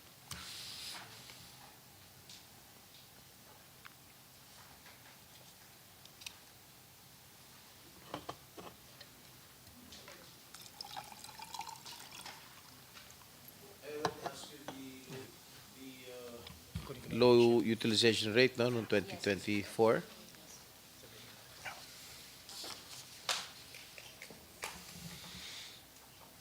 So, can you just submit your wish list na lang? Ha?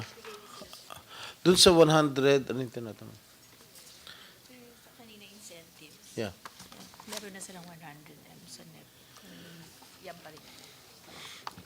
The DBM gave you a financial assistance of 100 million. Am I correct? This year's budget? Next year's budget? Yes po, Mr. Chair.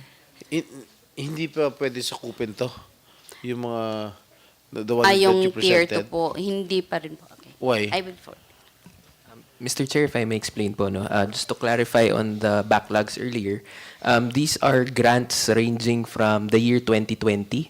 And so these projects po usually, for the production of the films to be completed, it takes around 2 years. Some of them, because of the pandemic, were not able to liquidate their grants or complete their films in time. So what happened was the budget allotted for these films have already lapsed.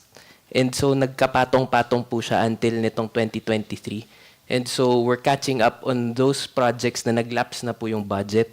Kaya po yung insertion that we're requesting is to operationalize the present cycles. Yung pinasok po ni DBM is for the backlogs po nung natitira pa from the previous years, from 2020 to 2023. Sufficient na yun? Sufficient na yung 100M? Kasabi 100. More or less po. So, aside from the 100 million that the DBM granted for the financial assistance FDCP, you still need this, ano, Yes po. the one that Yes. you presented a Opo, while kasi ago? ang ano po 89 namin... million? Yes po, Mr. Chair. We've tweaked the mechanisms para po mas mabilis namin ma-disburse at hindi matenga yung pera sa FDCP. So, like for example po, yung cycle 1 po dyan, upon signing of the agreement, the agency will disburse the 50% of the grant already. And in a year po, there are 2 cycles. So, yun po yung first tranche, and then second tranche, and then the third. Okay. We'll see what we can do, no? Medyo malaki kasi yung ano, as compared to the budget of the MTRCB. Mas malaki yung hinihingi ng ninyo. Well, I'll see what I can do. Siguro I can make representations with the DBM. But at any rate, only one question before we finish. No? Direct, Chairman, wala na ba tayong pag-asa na pumasok sa Oscars? We are working on that. We are working on that not only on the area ng feature films, but even with documentaries and animation. Kasi it's not a matter of... Ano yung strongest points natin for us to enter, for us to be nominated, at least to be nominated in Oscars? Alam nyo, Sen, dalawa yan eh. Una yung gumawa ka ng magandang pelikula na meron talagang global appeal. Okay? That's part 1. Part 2 is the money you spend for the campaign. Oh. Ang isa pa kong... The money that you spent for the campaign, so meaning to say you have to campaign this Yeah. It's a campaign. That's how it works, ha? Yeah, that's how it works. At saka isa pa po, napaka-late natin ina-identify yung nominee natin. Yung ibang bansa, as early as March, alam na nila kung ano yung kakampanya nila. Eh ngayon po, we haven't even selected which one ang papadala. There are 8. I'm part of the jury that's supposed to nominate, no? To identify the nominee. Wala pa. So, September yan, yung iba nangangampanya na, tayo wala pa. Ikalawa pa po, it's not a matter of may maganda kang pelikula, dapat yan ilabas sa festivals. Kasi ang pick-up niyan sa mga festivals eh. International festivals. International festivals. Hindi yung mga puchi-puchi festivals on the side. Pag nakapasok yan ng Cannes, nakapasok yan ng Berlin, it will create na the buzz. And that's the start of the campaign. So we need to really reassess the film academy. Okay? because they're the ones who identify which is the Film Academy of the Yeah. Philippines? Film Academy is the one Is certified. it still functional? Who heads it? Hopefully it will be functional. Who heads it? Right now wala. Oh, May OIC lang, si Manny Morfe. Hindi ba? No? the production design? Oo, OIC lang. Yeah, wala. Because since Ms. Velez stepped down, nobody wanted to assume Because there's no money there. you have spoken, Mr. Chair. Kaya walang gusto humawak. No, at saka po yung mekanismo po yung mekanismo ng funding ng Film Academy. If you are dependent on the MMDA and the MMFF, ang laki ng problema mo. Kasi pag How much does the Film Academy receive from the MMFF? you know that I do not How many know. percent? I do not that I'm not sure. Well, FDCP is not included, no? Well, we do, but then we get a minimal percentage from the MMFF. How many percent? The How much bulk goes to? How much did we get from last year? About 250,000, Mr. Chair. How many? That comprises how many percent? God knows. 250,000? 250,000 po. Only? Kanina napupunta yung bulk? If you know. MMFF. Sa MMFF. Kasi ang na-receive po ng FDCP this year tsaka yung last year, may kasama pa po siyang previous year. Hindi talaga namin No. masabi What I'm ito. asking is that, di ba, kasi I'm very familiar with it because it was my father who Yeah, who founded did, the yeah. Metro Manila Film Festival last 1975 50 years ago. or 74. And what I know is that was during the time of President Marcos Sr. Yeah. No? And the governor at the time was the First Lady. Yeah. And what I know about konting history lang is that my father let First Lady sign para magkaroon ng Metro Manila Film Festival. So lahat ng mga local films pwede lang ipalabas during during that period. Kaya nagrereklamo yung mga foreign outfits kasi yun lang talaga yung malakas na play dates. So yung amusement taxes exempted. So bulk nung amusement, if my memory serves me right, bulk ng amusement taxes goes to Mobile Fund. I think 100%. Lahat ng amusement taxes goes to Mobile Fund, which also my father founded. Not anymore. Yes, I know. Then when President Cory took over, it was Mobile Fund who was handling the Metro Manila Film Festival 1975. No? When President Cory took over, dinelegate niya sa MMC at that time, Metro Manila Commission. Ngayon MMDA. So lahat ng mga mayors ng Metro Manila involved na kahit walang alam sa pelikula. So the MMDA, and as we speak, is handling the Metro Manila Film Festival. That was the time during President Cory Aquino's term. So hinati-hati na lahat yung mga kita. So only a small percentage goes to Mobile Fund. No? Iba nasa, I don't know, Actors Guild, Scriptwriters Guild. Marami ng guilds ng pumarte-parte rin sa PAI. Amusement tax, yeah. Sa amusement tax. I don't know ilan na yung, I'm not privy to it, I'm not aware of it, kung ilan na yung porsyentong dinidivide dun sa PAI. So, baka you may, you can educate me kung ilan yung natatanggap ng FDCP, Actors Guild, Mobile Fund. Wala nakakaalam. It's only the MMDA siguro. Okay, Basta all we know is we got 250,000 from so I last know, year. doon sa 250,000, siguro wala pang 1% yun. MTRCB walang nakukuha, no? Wala kayo. OMB gets, ano? OMB gets. If I'm not mistaken, Mr. Chair, the agencies that are sharing with the 5 or 10% of the earning are FAP, FDCP, OMB, Mobile Fund. Even OMB? Yeah. Yes, Mr. Chair. Allergic ako rin. You know how many, percent? I'm not sure if it's 5 or 10%. Pero 2016 article pa yun. Nabura. So, yung pinakamalaking agency, 10%. Ganun ba? For the whole 5% that 4 agencies are sharing. That's why. Maliit. Yes.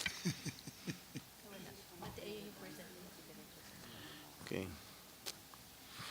Oh, sige. Film Academy is one of the 5 beneficiaries of the MMFF. The other beneficiaries are Memorial Fund, 50%. Motion Picture Anti-Piracy, 20%. FDCP, 5%. OMB, 5%. Yun pong 20, ano ito? Kailan to? 2016 article pa to. Hindi natin alam kung Napalitan na yun. napalitan to. So yun. So siguro we have to increase yung percentage ng FTCP. MMDA ba nag-rule nito, nag-decide nito? Yes, Is Mr. Chair. Yeah. Solely Yeah.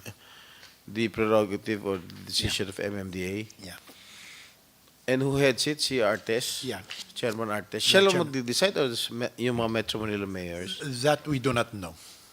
Kung who does the actual decision making inside. Meron daw. No. There is an MMFF Exicom, but I don't know if the decision is within that group. Ayun. Okay. MTRCB is part of that Exicom, right? Yeah.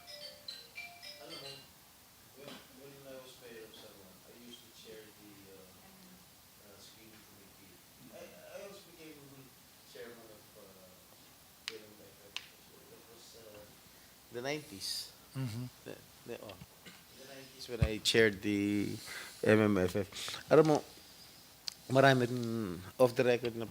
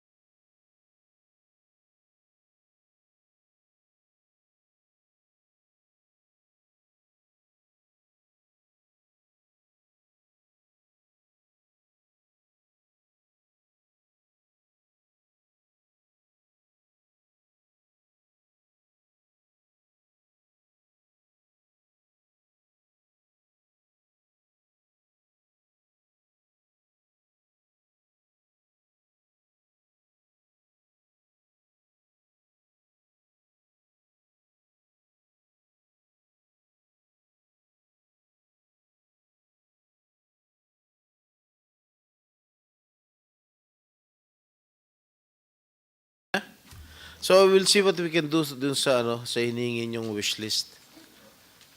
Ha? Okay, thank you. Sana during our lifetime. Anyway, thank you sa FDCP family. The proposed allocation of your budget for fiscal year 2025 is deemed submitted to the plenary. Thank you.